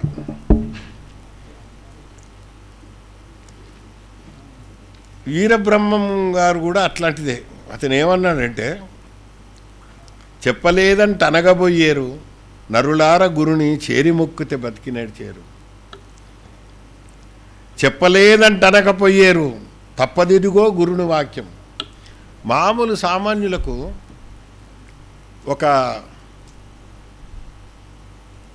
విశ్వాసానికి ముడిపెట్టకపోతే వాళ్ళు నమ్మరు. మొప్పెతనమున మోసపోయేరు, అదిగాక కొందరు గొప్పతనమున గోసు మీరేరు. ఇప్పుడప్పుడు అనగరాదు ఎప్పుడో ఏ వేళనో మరి, గుప్పు గుప్పున దాటిరి 7 గుర్రపడుగును ఏరుపడును. ఇట్లాంటివి సింబల్స్ అన్నమాట. 7 గుర్రపడు అడుగులు ఏమిటి? అట్లా ఆకాశం ఎర్రనవును, 6 మతములు ఒక్కటవును, లోకమందున జనులు అందరూ నీరు నిప్పున మునిగిపోదురు. ఇట్లా చాలా ముందు వెనకలు గానకున్నారు, మూర్ఖులై భువిలో ముందు గతియు ఎరగకున్నారు. కండకోవత పిన్న పెద్దని కన్నుగానక గర్వములచే, ముందే మేళములాడు వారిని బంధుబంధుగా గోతురక్కడ అని. ఇట్లా ఈయన కొంచెం బ్రహ్మంగారి కాలజ్ఞానంలో కొన్ని చిన్నవి. ప్రపంచమంతా ప్రళయంతో కూడిన లయకాలం ముంచుకొస్తుంది. కాలమాన పరిస్థితులు క్షణక్షణం మారుతుంటాయి. మార్పులో వేగం ఎక్కువ అవుతుంది. ఒక యుగ సంధి వస్తుంది. విషజ్వరం ఆదిగాగల విపరీత వ్యాధులు, మన కరోనా వచ్చింది మన కాలంలో, యుద్ధాల వల్లను ప్రతివారి మనస్సు సందిగ్ధంగా ఉండి ప్రజాక్షయమై భూభారం తగ్గుతుంది. ఉత్పాతాలైన ధ్వనులు పుడతాయి. తర్వాత జనుల మొర ఆలకించే దొరలు ఉండరు. వైద్యం పారదు. లక్ష్మీదేవి దుఃఖిస్తుంది. ఒక మగవాడిని 10 మంది స్త్రీలు వెంబడిస్తారు. నవగ్రహాల నడక మారుతుంది. నాస్తికవాదులు నానా దిక్కులకు బయలుదేరుతారు. మసిపాతను మాడలకు అమ్ముతారు. రాజవంశాలు నశిస్తాయి. ఇట్లా శ్రీశైలం నష్టం అవుతుంది. తర్వాత సప్త సముద్రాలు పొంగుతాయి. నగరాలు నశిస్తాయి. దొమ్మరి వారు దొరలవుతారు. మూసీ నది పొంగి పట్టణం నష్టం అవుతుంది. 1905 మన వర్షంలో చార్మినార్ కోటకొమ్ముల దాకా నీళ్ళు వచ్చినాయని. మూసీ నది పొంగి పట్టణం నష్టమవుతుంది. పల్లెలు పట్టణాలు అవుతాయి. ఇది ఊహించడానికి మహిమ సరే, అతను ఎంత గొప్ప సోషియాలజిస్ట్ అయి ఉంటాడు. అతని ఎంత దూరదృష్టి ఉండి ఉంటుంది దానికి. సామాన్యుడు కాదు. పోతులూరి వీరబ్రహ్మం గారు సామాన్యుడు కాదు.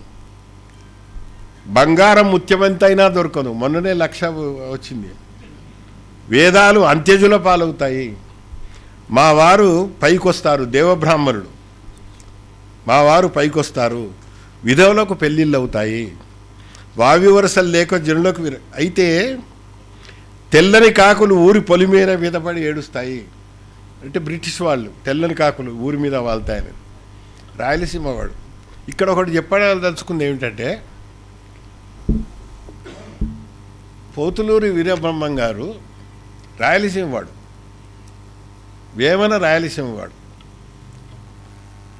కర్నూలు, మనగానపల్లి. నీళ్లు ఎక్కడ Rayalaseema is a land of yogis. యోగుల ప్రాంతం అది. యోగులు ఎక్కడి నుంచి వస్తారు? ఎక్కడ హింస ఎక్కువ ఉంటుందో అక్కడి నుంచి వస్తారు.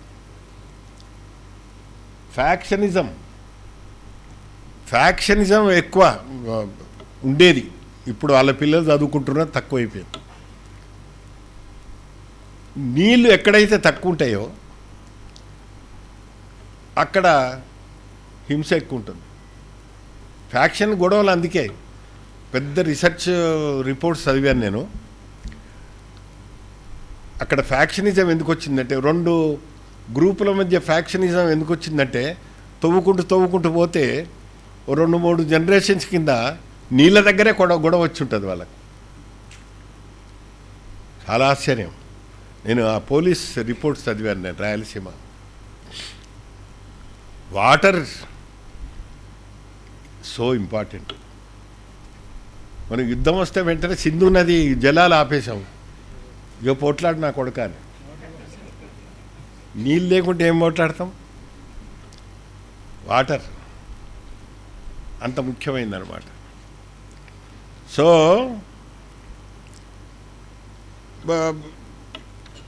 ఇతను పంచానం వారి 17వ శతాబ్దంలో చేతి వృత్తులు బాగా దెబ్బతిన్నాయి. కృష్ణదేవరాయల టైంకి అర్బనైజేషన్, పట్టణీకరణ మొదలైంది. పల్లెటూళ్ళల్లోంచి వచ్చి కొంచెం నగరాలు, అప్పుడు పట్టణాలు. నగరాలు లేవు అప్పుడు పెద్దగా. ఇప్పుడు ఉండే నగరాలు కాదు అవి. అక్కడ వచ్చి సెటిల్ అయ్యేవాళ్ళు వాళ్ళు. సో చేతి వృత్తులు బాగా దెబ్బతిన్నాయి. థామస్ మన్రో కూడా చాలా బాగా రాశాడు వాటి గురించి. పంచానం వాళ్ళ వృత్తులు ఇంకా బాగా దెబ్బతిన్నాయి. కమ్మరం, వడ్రంగం, కంచరం, శిల్పం, స్వర్ణకారం, కంసాలు 5. ఇవి ఎంత ముఖ్యమైన వృత్తులు అంటే, ప్రపంచంలో ఎక్కడున్నా ఇంకో పేరు ఉండొచ్చు వాటికి. ఇంగ్లాండ్లో కూడా ఉండొచ్చు, ఇంకెక్కడ ఉండొచ్చు. ఇవి ప్రపంచంలో ఉన్న నాగరికత సృష్టించింది ఈ ఐదుగురే. తాజ్మహల్ కట్టింది వీళ్ళే, గోల్కొండ కోటను నిర్మించింది వీళ్ళే. చాలా ఆశ్చర్యపడేటప్పుడు మన ఇంజనీర్లు ఇప్పుడు నోరు తెరిచి చూసే కట్టింది వీళ్ళే, చేతులతో కట్టారు. ఇది విశ్వకర్మలు వీళ్ళు. వీళ్ళకు చేతులతో పనిచేస్తారు కాబట్టి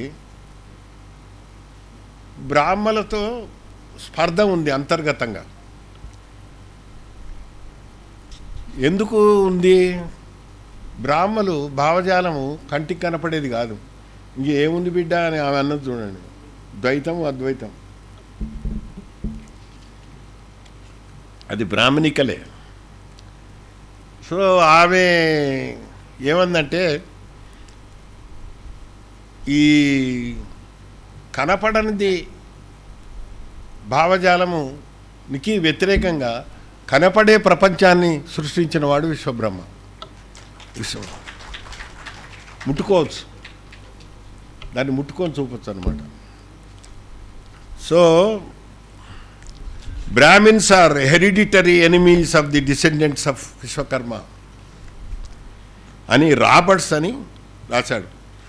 2 కులాల్లో ఆధిక్యత కోసం వాద వివాదాలు మొదటి నుంచి ఉన్నాయి.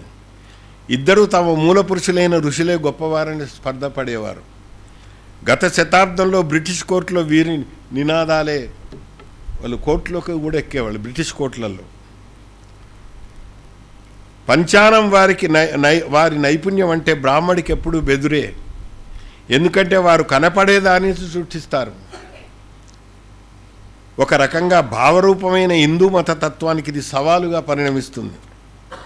కానీ తరచి చూస్తే విశ్వబ్రాహ్మణులకి ఈ తత్వంతో పేచి ఉన్నట్టు కనపడదు. బ్రాహ్మణుల కన్నా తాము అధికులమన్న భావం కోసమే తరతరాల నుంచి పెనుగులాట. తర్వాత అందుకని బ్రహ్మంగారు ఏం చేశాడు మధ్యలో? బ్రహ్మమేదో తెలుపరయ్యా బ్రాహ్మణులారా, పరబ్రహ్మమేదో తెలుపరయ్యా, బ్రహ్మమేదో తెలుపరయ్యా, భ్రాంతి లేక జీవునకును కర్మమోక్షరహితమైన గతికి పోయేటందుకును బ్రహ్మమేదో తెలుపరయ్యా అని బ్రాహ్మణ ఆచారాలు అవన్నీ ఉంటాయి ఇందులో. వాటిని ఈయన ప్రశ్నించాడు. ఈ గురువులు కూడా బాధ గురువులు, బోధ గురువులు. బోధ గురువులు ఎక్కువగా తక్కువ, బాధ గురువులే ఎక్కువ. అనేక ఆచారాలతో శిష్యులను లొంగ తీసుకొని స్వార్థపరులైన గురువులు. ఈ బాధ గురువుల గురించే పుష్పగిరి మఠాధిపతులతో చాలా అది చేశాడు. ఈ అప్పట్లో క్రైస్తవంలోకి చాలామంది మారారు, ముఖ్యంగా రాయలసీమ నుంచే. ఫస్ట్ అనంతపురం జిల్లా నుంచి ఒక రెడ్డి మారాడు. వీరు ఎక్కువగా రెడ్లను, వెలమలను, తర్వాత మిగతా అన్ని కులాలను క్రైస్తవంలోకి మార్చారు. అప్పుడు 17th సెంచరీలో ఎక్కువ మారిన వారిలో కంసాలి భక్తుల సంఖ్య అతి తక్కువ. ఇది గమనించవలసిన విషయం. అంటే చాలా స్ట్రాంగ్ వీళ్ళు. తమ ఏమంటారు, తమ సంస్కృతి పట్ల, తమ విశ్వాసాల పట్ల, తమ ఆలోచనల పట్ల చాలా వీరు గట్టివారు అని తెలుస్తుందన్నమాట. వీరు మహమ్మదీయులు విగ్రహారాధన ఖండించేవాళ్ళు, కానీ వీళ్ళు విగ్రహాలు తయారు చేసేవాళ్ళు. బ్రహ్మంగారు ఎందుకు గొప్పవాడయ్యాడంటే వేమన తీటనాలుకోవాడు, కోపిష్టి, ఎమోషనల్ ఫెలో. ఏది కోపం వస్తే వాళ్ళని తిట్టేవాడు. బ్రహ్మంగారు చాలా తెలివైనవాడు, ఎక్కువ వోకలిస్ట్ కాదైనా, ష్రూడ్ ఆర్గనైజర్. ఒక ఊరికి పోయి ఒక విగ్రహం ప్రతిష్ఠించి ఒక కాళికాదేవ ఆలయం కట్టేవాడు, అంతే. ఆ ఊరి నుంచి వెళ్ళిపోయేవాడు, కానీ ఆయన ఉండేవాడు. బ్రహ్మంగారి కాళికాదేవ ఆలయం ఉండేది. ఎక్కడ వాక్పారుష్యం లేదు ఎవరిలో. అంటే వేమన వీరబ్రహ్మం ఇద్దరు కలిసి తిరిగారని ఉన్నాయి, కథలున్నాయి. చాలా తెలివైనవాడు, ఈజ్ ఆర్గనైజర్. తర్వాత వీరబ్రహ్మం కుల వ్యవస్థ సంస్కర్తనే కదా, సంస్కర్తనే. ఎట్లా సంస్కర్త? మనవరాల్ని పెళ్లి చేసుకోలేదు ఆమె, ఇంకేమన్నా ఉందా? కానీ ఆ కుటుంబం యాక్సెప్ట్ చేసింది. ఎవరు? ఈశ్వరమ్మ. ఆమె యోగినిగా కూడా మారింది. ఆమెను బ్రహ్మంగారిని ఎంత గౌరవిస్తారో ఆమెను ఎంత గౌరవిస్తారు. అది చాలా గొప్ప, అది గొప్ప సంస్కరణ, ఆధ్యాత్మిక సంస్కరణ. తర్వాత అయితే ఇతనికి బ్రాహ్మణతోటి ఇది ఉండడం వల్ల ఇతను కుల వ్యవస్థను నిర్ద్వందంగా ఖండించిన వాడు కాదు, చిన్న కులాలన్నింటినీ ఏకం చేసినవాడు. ఇప్పటి భాషలో చెప్పాలంటే బహుజనులను ఏకం చేసినవాడు. ఇప్పుడు బహుజనులను చేతి వృత్తులు దెబ్బతినగానే 17వ శతాబ్దంలో శాలీలు, పద్మశాలీలు, చిన్న కోమట్లు, పంచానం వాళ్ళు మొత్తం బాగా దెబ్బతిన్నారు ఈ కులాల వాళ్ళు. శాలీలు అంటే దూదేకుల సిద్ధప్ప అంతే కదా, సగం మహమ్మదీయుడు, సగం నేతగాడు, కబీర్ లాగా. కబీర్ అందుకే పెద్ద అంత గొప్ప జ్ఞాని అయిపోయాడు. కబీర్ ఏది ముట్టుకుంటే అది బంగారం అయింది. సో కాలజ్ఞానంలో వర్ణ వ్యవస్థకు భంగం వాటిల్లటం ఒక ఉత్పత్తంగా చెప్పి రేపు కుల సంకరం జరుగుతున్నాడు.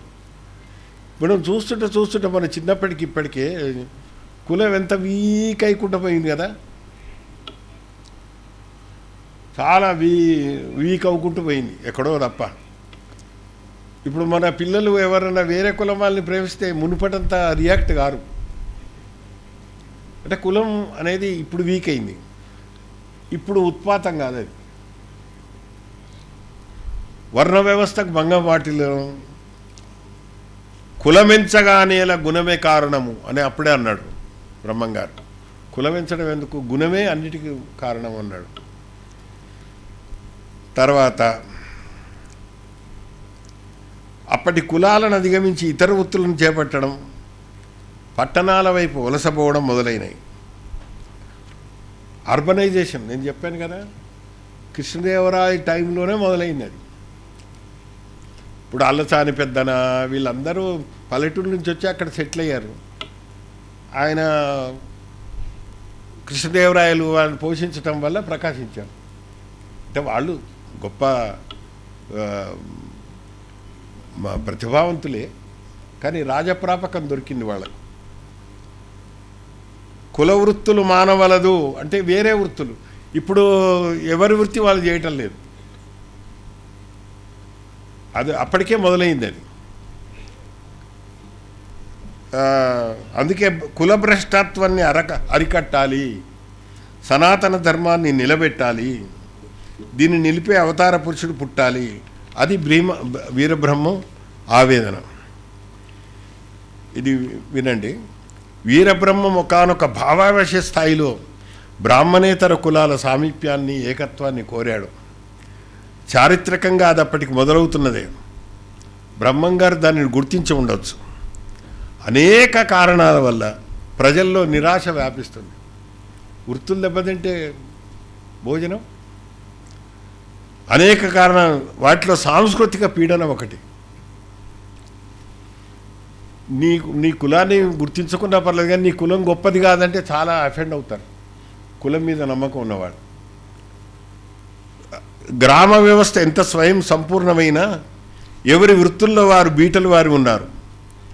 వీరు అందరూ ఒకటి కారా అంటే ఇప్పుడు చెరువులు నదుల కట్టలు దిగినప్పుడు, బాగా కరువులు కబలించినప్పుడు, మహమ్మారి వ్యాపించినప్పుడు, మొన్న ఏది కరోనా, ఇట్లాంటి తరుణాల్లో భయంతోనో మరేభావంతోనో ఒకటయ్యేవారు.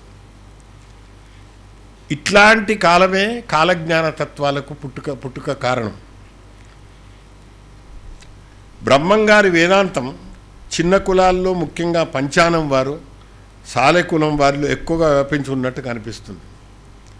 17వ శతాబ్దంలో చేతి వృత్తుల వాళ్ళు ఎక్కువగా దెబ్బతినడం, ఆ కులాల్లోంచి వెలువడిన నిస్సహాయ భావావేశాన్ని బ్రహ్మం లాంటి వేదాంతులు ప్రతిబింబించటం యాదృచ్ఛిక ఘటన కానే కాదు. నల్లమల కొండలు ఇనుము ఉత్పత్తికి బాగా ప్రసిద్ధి. ఈ కొండల్లో ఇనుపరాయి అత్యధికంగా లభిస్తుంది. ఆనాటి దక్షిణ దేశంలో ఇనుప వాణిజ్యానికి కర్నూలు, కడపలే కేంద్రాలు. ముఖ్యంగా రుద్రవరం, నల్లమల కొండల వరుసంతా ఇనుము తయారు చేసే బృహత్ కొలుములతో నిండి ఉండేది. రామల్లకోట, ఎర్రమల్లోని కొలుములు చాలా పెద్దవి. ఇట్లా జాగ్రఫికల్ పరిస్థితి కూడా మనకు కారణం అన్నమాట. తర్వాత చిన్న పెద్ద కార్ఖానాలు మూతపడ్డాయి. అప్పటికి వీరబ్రహ్మ ముఖ్యంగా కార్ఖానా పనివారి నైరాశ్యాన్ని వెలుగెత్తి ప్రతిబింబించాడు. అయితే వీరితో పాటు దెబ్బతిన్న వర్తకులను కూడా ఇది ఆకర్షించడం సహా. వీళ్ళందరినీ ఆశ్రయించుకున్న చిన్న చిన్న కోమట్లు, వర్తకులు, వాళ్ళ కులాల్లో కూడా బాగా నిరాశ వచ్చింది.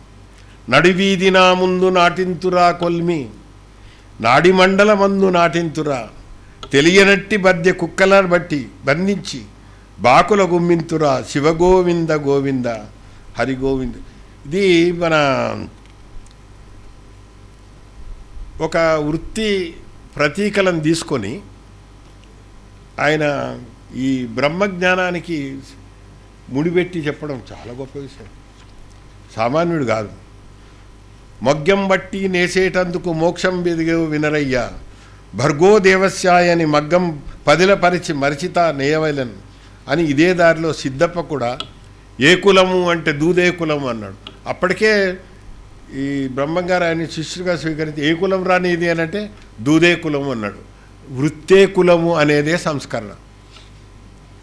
కులము రిలీజియన్ ఏదో నమ్మకము, విశ్వాసము, వారసత్వము కాకుండా వృత్తిని బట్టి ఆ కులం పేరు రావడం అనేది ఏ కులము అంటే దుదే కులము అన్నాడు.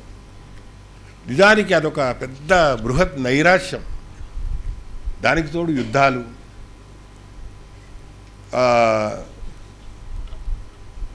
విలువైన వస్తువులు యోధుల పాలు, అందమైన స్త్రీలు యోధుల పాలు, ఎదురు నిలిచిన వీరుడు చిత్రవదల పాలు, జాగరూకులైన మానవతులు ఆత్మహత్యల పాలు, మోసుకపోలేని అనర్ఘ స్థిరాసులు అగ్నిపాలు. ఇది అప్పటి పరిస్థితి.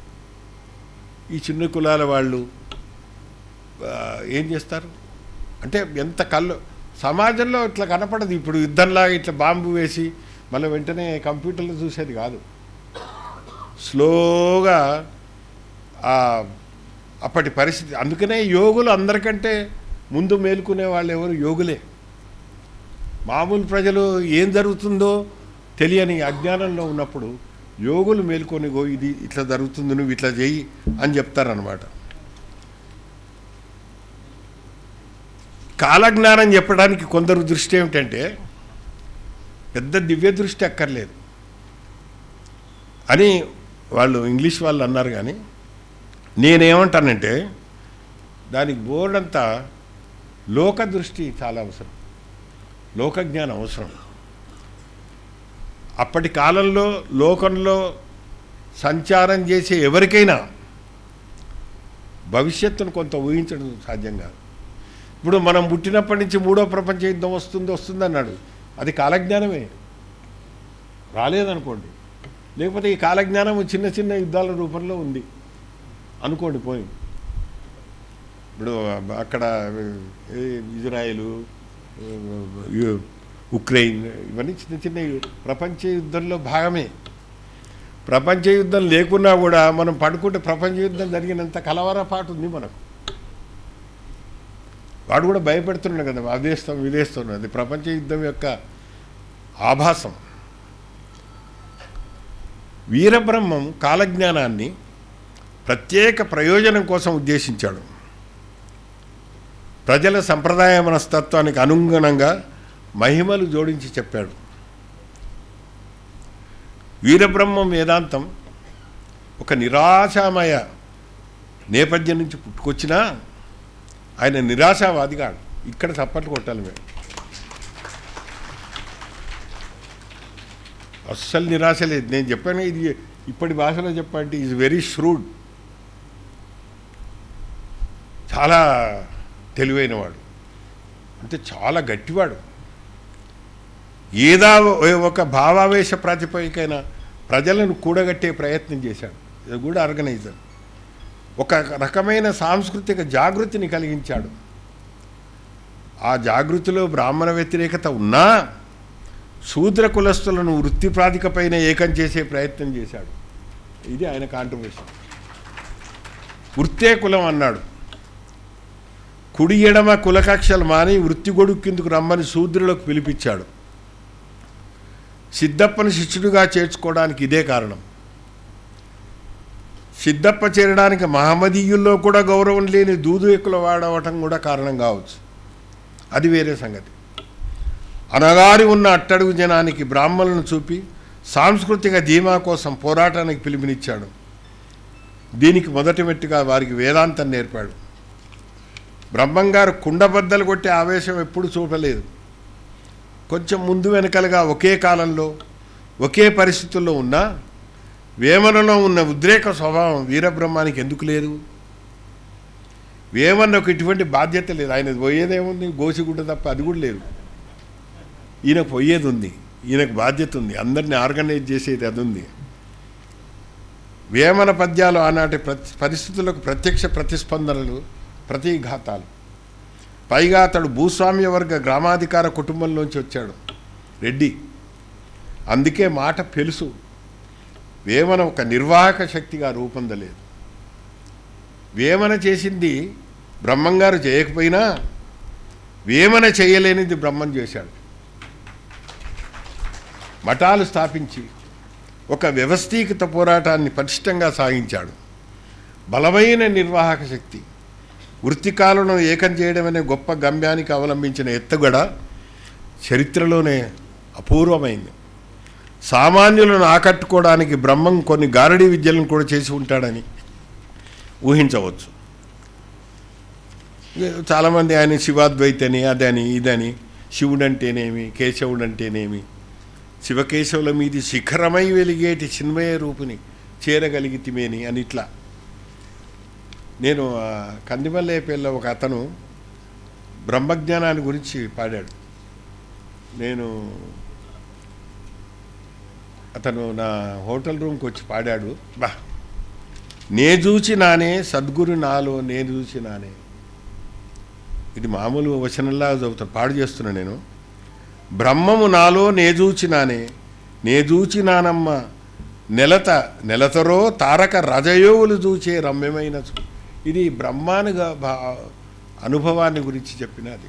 అతను నిజంగా అట్లా పాడుతుంటే మనకు ఆ పులకరింపు కలుగుతూ ఉంటుందన్నమాట. కన్నుల నడమును సన్న బిలములో ఉన్నతమైనట్టి పున్నమి చంద్రునినే నే చూచినానే, చూపుల లోపల పాపల నడుమను వ్యాపించి వెలిగేటి అపరంజి జ్యోతిని, చందమామ నడుమ కుందనాకృతి తోడ ఆనందముగా వెలిగే హరుని వీరగురిని నే చూచినానే. ఇక చివరికి వస్తున్నాము. ఇతను అచలమతం అని రకరకాలు మనకు, నేను చెప్పాను కదా, మనకు బోర్డంత సాంస్కృతిక సంపద ఉంది. చాలామంది దేవుళ్ళు ఉన్నారు. కులానికో దైవత్వం కూడా ఉంది మనకు. ప్రపంచంలో ఈ కులం ఎక్కడ లేదు తెలుసా? ఒక భారతదేశంలో తప్ప కులం ఎక్కడ లేదు. మీరు ఆక్స్ఫర్డ్ డిక్షనరీ తీసుకొని క్యాస్ట్, CASTE క్యాస్ట్ అని చూస్తే ఏ సోషల్ క్లాస్ ఇన్ ఇండియా అని ఉంటుంది. సాంస్కృతిక గణాలు అన్నమాట ఇది దానివల్ల ఒక సత్యాన్ని చూడడానికి అనేక పద్ధతుల్లో చూస్తాం మన సత్యం ఒకటి ఏకం సత్ విప్ర బహుదా వదంతి అని ఒకటే, కానీ మన పద్ధతుల్లో చూస్తాం. కాదు అనుకుంటేనే ఇద్దరు ఒకటే మాట్లాడుతుంటారు. ఇది మన దగ్గర ఉండే దానివల్ల చదివినందుకు మోక్ష సాధనం వేవి, చదువకుండిన జనులు సాధించలేరా, సకలంబు బ్రహ్మమని చాటంగ శృతులంచు ఒకచోట లేదనచు గవంగ వలెనో గరిమెతోడుత హృదయ కమల మధ్యమునందు పరిపూర్ణుడని. పరిపూర్ణ జ్ఞానాన్ని మనం అచల మతంలో చెప్తుంటారు. సత్తు చిత్తు ఒక్కటైతే శివుని పేరురా అని. వీరబ్రహ్మం వైదిక కర్మకాండను ఆచార వ్యవహారాలను నిరసించాడు. అద్వైతం బ్రాహ్మణంలోనే ఎక్కువగా వ్యాపించింది. సంధ్యావందనం, ముట్టు విమర్శ, యజ్ఞయాదులు మొదలైన వారిని యథేచ్ఛగా నిరసించాడు. బ్రహ్మం విగ్రహారాధనను ఖండించాడు, కానీ దానికి విగ్రహారాధన కంటే కూడా చిన్న చిన్న చిల్లర రాళ్ళను మొక్కుతూ ఉంటే చిత్తము చెడురా ఒరే ఒరే, చిత్తమునందున చిన్మయ రూపిని చూచుచునుండుట సరే సరే, ఒక్క పొద్దులని ఎండుతూ ఉంటే వనరు చెడుదూరా ఒరే ఒరే, ఏకమైన ఆ వైభవమూర్తిని చూచుచునుండుట సరే సరే. ఈ వేమన మన వీరబ్రహ్మం గారు అచల వేదాంతులు విరక్తి బోధించినప్పటికీ వీరబ్రహ్మం విరక్తి ప్రజలను వదిలేసేది కాదు. నేను అన్నిటికంటే గొప్ప విషయం విన్నది, ప్రజల్ని బాగా పట్టించుకున్నాడు. నేనైతే ఏమంటానంటే గొప్ప మానవతావాది. ఏది వీరబ్రహ్మాన్ని మించిన ఆ 17వ శతాబ్దంలో ఇంత మానవత్వాన్ని బోధించిన మహానుభావుడు ఇంకోటి లేడు. స్త్రీలంటే చిన్న చూపు లేదు, అసలు అన్నిటికంటే పెద్ద విప్లవం అదే. పైగా మగవారితో సమానంగా చూసిన దాఖలాలు ఉన్నాయి, చిన్న చూపు లేకపోవడం. కాబట్టి వివాహం సంసారం అంటే సంసార యోగాన్ని అనుసరించాడు. సో దీన్ని కొందరు అమనస్క యోగం అని కూడా అంటారు. నేను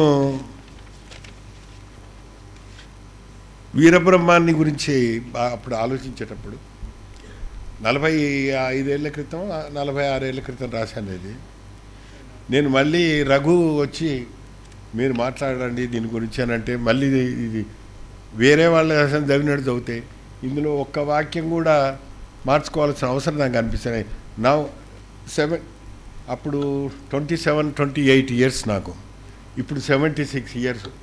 ఇప్పటికీ దీంట్లో మార్చుకోవాల్సిన అవసరం నాకు కనపడలేదు. అంటే సత్యం అనేది వయస్సును బట్టి కాకుండా మనం దాంట్లో ఎంత నిజాయితీతో దాన్ని చూసాం, ఎంత నిజాయితీతో దాన్ని అనుభవించాం అనేది ముఖ్యం. సో శ్రీమద్విరాట్ అనేది చాలామందికి తెలియదు, విశేషంగా ప్రకాశించేవాడు. ఇప్పుడు అవన్నీ సింబాలిక్. ఆ ఫోటోలో శిష్యుల్ని వేరే కులం వాళ్ళని చేర్చుకుంటే ఇంకేమైనా ఉందా? అది ఎంత గొప్ప విషయం, అది ఆలోచించండి. స్త్రీల విషయం ఎంత ఆలోచించండి. సో విశేషంగా ప్రకాశించేవాడు, ప్రత్యేకంగా ప్రకాశించేవాడు పోతులూరి వీరబ్రహ్మం గారు. నేను మళ్ళీ ఒకసారి ఎప్పుడో రాసిన ఆ వ్యాసం చదివే రఘు అన్నాడు మీరు మాట్లాడండి అని. సో నేను ఇప్పుడు ఏం మాట్లాడతామయ్యేది అని. కాబట్టి నేను మళ్ళొకసారి బ్రహ్మం గారిని ఒక గొప్ప మానవతావాదిని, సంస్కరణశీలిని, అంటే ఇది గరిమిరెడ్డి అచ్చమ్మ ఉన్నప్పుడే అతను గుహల్లో కూర్చొని యోగ సాధన చేసేవాడు. యోగం సైంటిఫికే కదా, యోగానుభూతి ఉన్నవాడు ఒట్టి కేవలం వడ్రంగి కాదైనా. యోగానుభవం ఉంది, కానీ అది పండితులకు పరిమితం చేయకుండా సామాన్య ప్రజల్లో ఒక వరదలాగా దున్నిపారేశాడు బ్రహ్మం గారు. అట్లాంటి వాడు పుట్టడం మన తెలుగువారి అదృష్టం. ఆయనకు మరోసారి నమోవాకాలు అర్పిస్తూ ఈ ఎండోమెంట్ లెక్చర్ పెట్టిన మన ఈ బీసీసీఎల్ను నేను అభినందిస్తూ మీ అందరికీ నమస్కరిస్తూ సెలవు తీసుకుంటాను.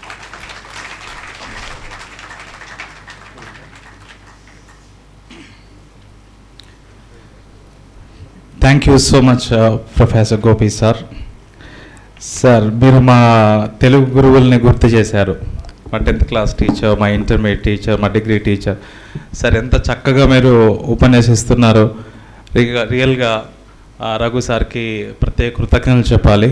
ఎందుకంటే ఈ ప్రోగ్రామ్ ఇనిషియేట్ చేద్దాము, ఎండోమెంట్ లెక్చర్ బీసీసీఎల్ తరపు, ఉస్మాన్ యూనివర్సిటీ తరపు పెడదాము అన్నప్పుడు రఘు సారు అని, అల్లూరు రవీంద్రాచారి గారు కానీ నుంచి జూలూరి గౌరీశంకర్ సార్ కూడా స్పెషలీ అందరి నోటి నుంచి వచ్చిన ఒకే ఒక్క పేరు professor Gopi sir. Thank you so much sir. మీ ప్రసంగం మీద విశ్లేషణ చేసే నాలెడ్జ్ కానీ జ్ఞానం కానీ నాకు లేదు. ఎందుకంటే నేను సైన్స్ ప్రొఫెసర్ కనుక అంత లోతైన విశ్లేషణ మీద నేను మీరు చెప్పిన ప్రసంగం మీద విశ్లేషణ చేయను. కానీ మీరు మా తెలుగు గురువులు, చాలా ప్రఖ్యాత గురువులు నాకు టీచ్ చేశారు. వారందరినీ గుర్తు చేసుకున్నాను sir. Thank you so much sir. Brahmam గారి యొక్క జీవిత విశేషాలని, కాలజ్ఞానం మీద మనకు లేని అవగాహనని, వృత్తే కులం అదే సంస్కరణ, దూదే కులం. సో దూదికి అది కులం అని నాకు సార్ ద్వారా తెలిసింది. దూదే కులం అని తెలుసు, కానీ దూదే కులం అనే గొప్ప వర్డ్ వాడారు. వేదం చేయనిది బ్రహ్మం చేశారు. సార్, ఎంత గొప్పగా చెప్పారు. రియల్గా thank you so much sir. Madvirat అంటే ఈ సభాముఖంగా నేను కూడా చెప్పాలి, నేను ఒక విశ్వకర్మనే. మేమంతా కార్పెంటర్స్. నేను కార్పెంటర్ వర్క్ చేసే చదువుకున్నాను.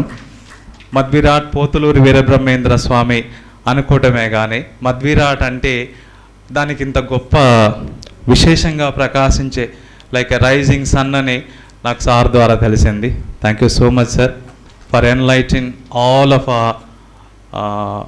delegates who have come to this particular endowment lecture.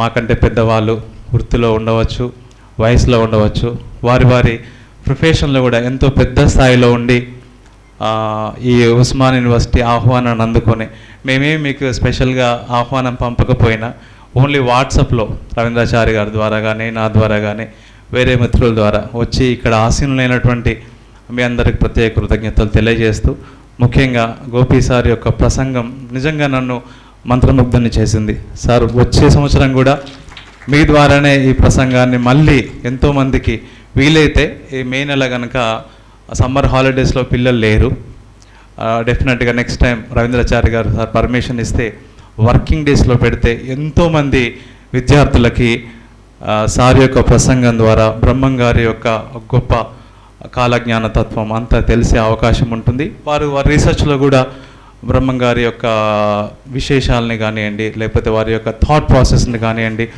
ఇంకా ఎక్కువ డీప్గా రీసెర్చ్ చేయడానికి కూడా అవకాశం ఉంటుందని రవీంద్రాచారి గారిని ఒకసారి ఈ హాలిడేస్లో కాకుండా వర్కింగ్ డేస్లో పెట్టేందుకు ఒకసారి పునరాలోచన చేయాలని కూడా నేను రిక్వెస్ట్ చేస్తున్నాను. మరి ముఖ్యంగా మనము కాలాతీతం కాకముందే I request all the dignitaries, please join for the felicitation. So I request Alluri Ravindrachari garu, please do felicitation to dignitaries, and also I request the directors, Hamidabi madam, director for minority cell, Professor Daisy ma'am, director for SCST cell, Ram Shepherd sir, director for Telangana Study Center, and our own principal, Professor G. Prabhakar sir. Please come on to the dais. Do this small harness to the invitees on the dais.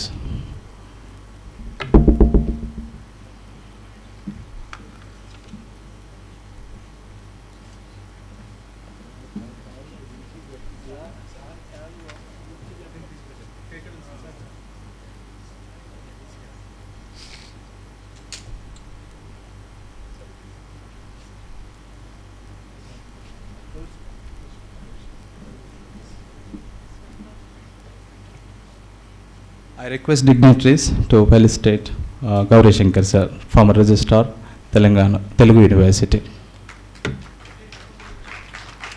Please, all the dignitaries, please join for photograph.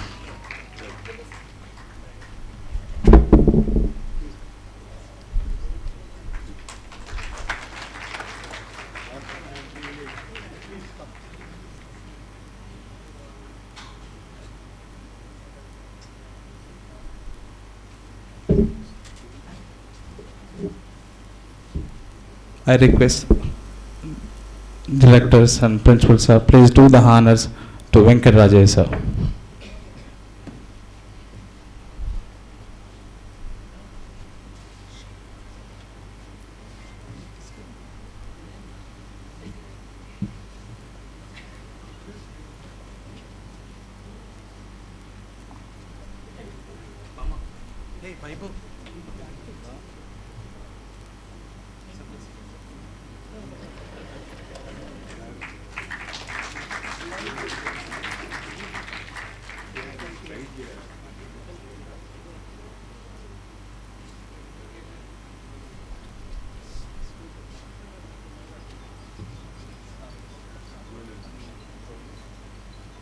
I request dignitaries to do the honors to Alluri Ravindrachari, for whose efforts we are all met here and celebrating this endowment lecture. Really, I request all of you to please put your hands together for Ravindrachari sir.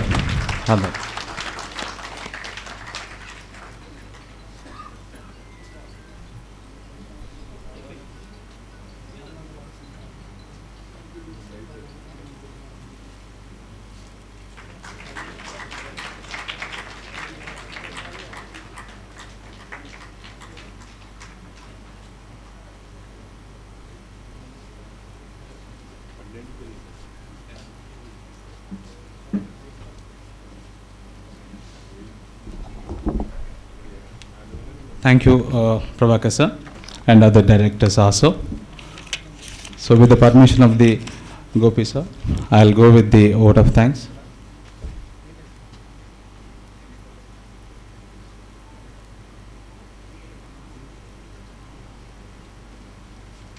So it's a formal vote of thanks on behalf of the BCSL, Usman University. I'd like to present a vote of thanks to our today's chief guest and keynote speaker, Professor N. Gopi sir. Sir, thank you so much for your readiness and accepting our invitation within a short notice. Sir has provided very important ధర్మది ఉపన్యాసం ఒక 3-4 డేస్లోనే మేము చెప్పిన 3-4 డేస్లోనే sir ఇంత ఉపన్యాసాన్ని ready చేయించారు. ప్రత్యేక ధన్యవాదాలు గోపి సార్కి. మరియు ఈ బుక్ ఈ రూపంలో ప్రసంగం ఈ రూపంలో రావడానికి కృషి చేసినటువంటి S Raghu sir Telugu department doctor S Raghu సార్కి ప్రత్యేకంగా బీసీసీఎల్ తరపున మేము కృతజ్ఞత తెలియజేస్తున్నాం. పాసిబుల్ అయితే మనం ఒక రౌండ్ ఆఫ్ అప్లాస్ కూడా రఘు సార్కి చెప్పొచ్చు. Because day and night he worked in bringing out the book within 3 to 4 days. Yes sir, and I request the BCSL non-teaching staff to distribute the books to all the participants. And I extend my special thanks to Senior Professor Kumar Malagaram sir, Honorable Vice Chancellor. You know, Usman University is one of the very prestigious universities of Telangana. And as a Vice Chancellor, he has to do lot of activities as per his everyday activities. And despite his busy schedules, are agreed because the endowment lecture, the first time Usman University conducting, perhaps first of its kind, I do agree, and all of you also agree. This kind of deliberations are not have taken up in any other university. So that's why sir also readily agreed and be part of the inaugural program. So I especially thank Vice Chancellor Professor Kumar Mulagaram sir. And my thanks are due to Professor T. Gauri Shankar sir. Sir, you are the backbone of conducting this endowment lecture. Thank you so much sir. And sir, and along with the other few people approached us. They came to me in BCSL 20-25 days ago, and we had a short deliberations about how to conduct this program.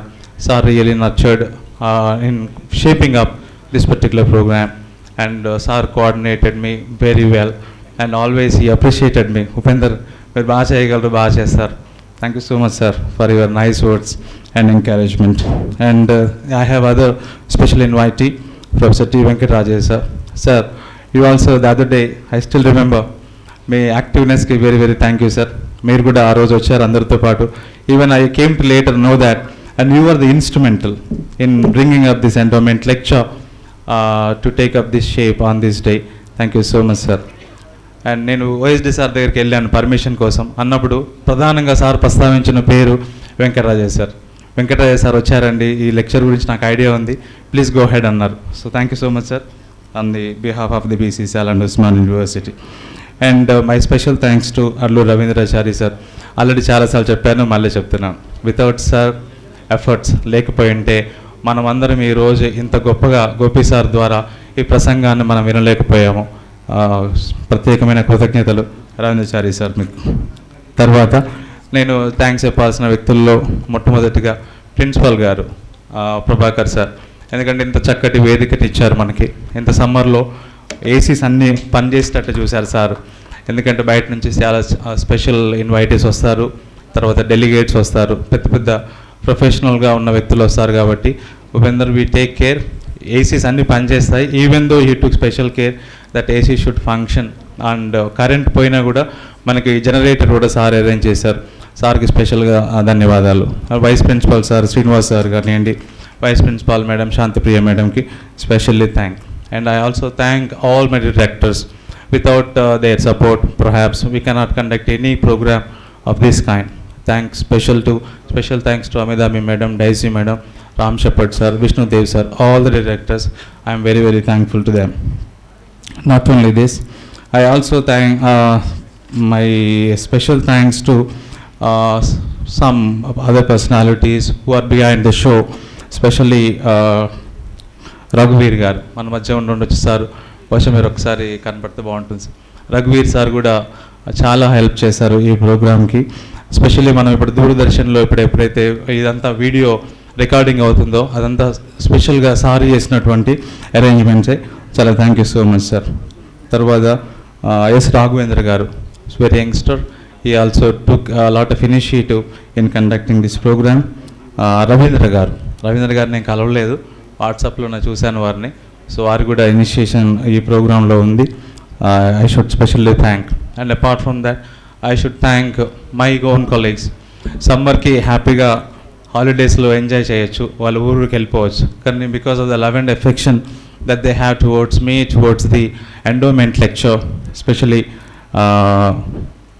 మన teachers Raghu sir కానివ్వండి, లేదా Amanchi Nageswararao sir కానివ్వండి, Narendra sir కానివ్వండి, లేకపోతే Chalapathi sir from chemistry department కానివ్వండి, Ramulu sir కానివ్వండి, Yadagiri sir, తర్వాత స్పెల్లి Konda Nageswararao sir vice principal arts college కూడా వచ్చారు.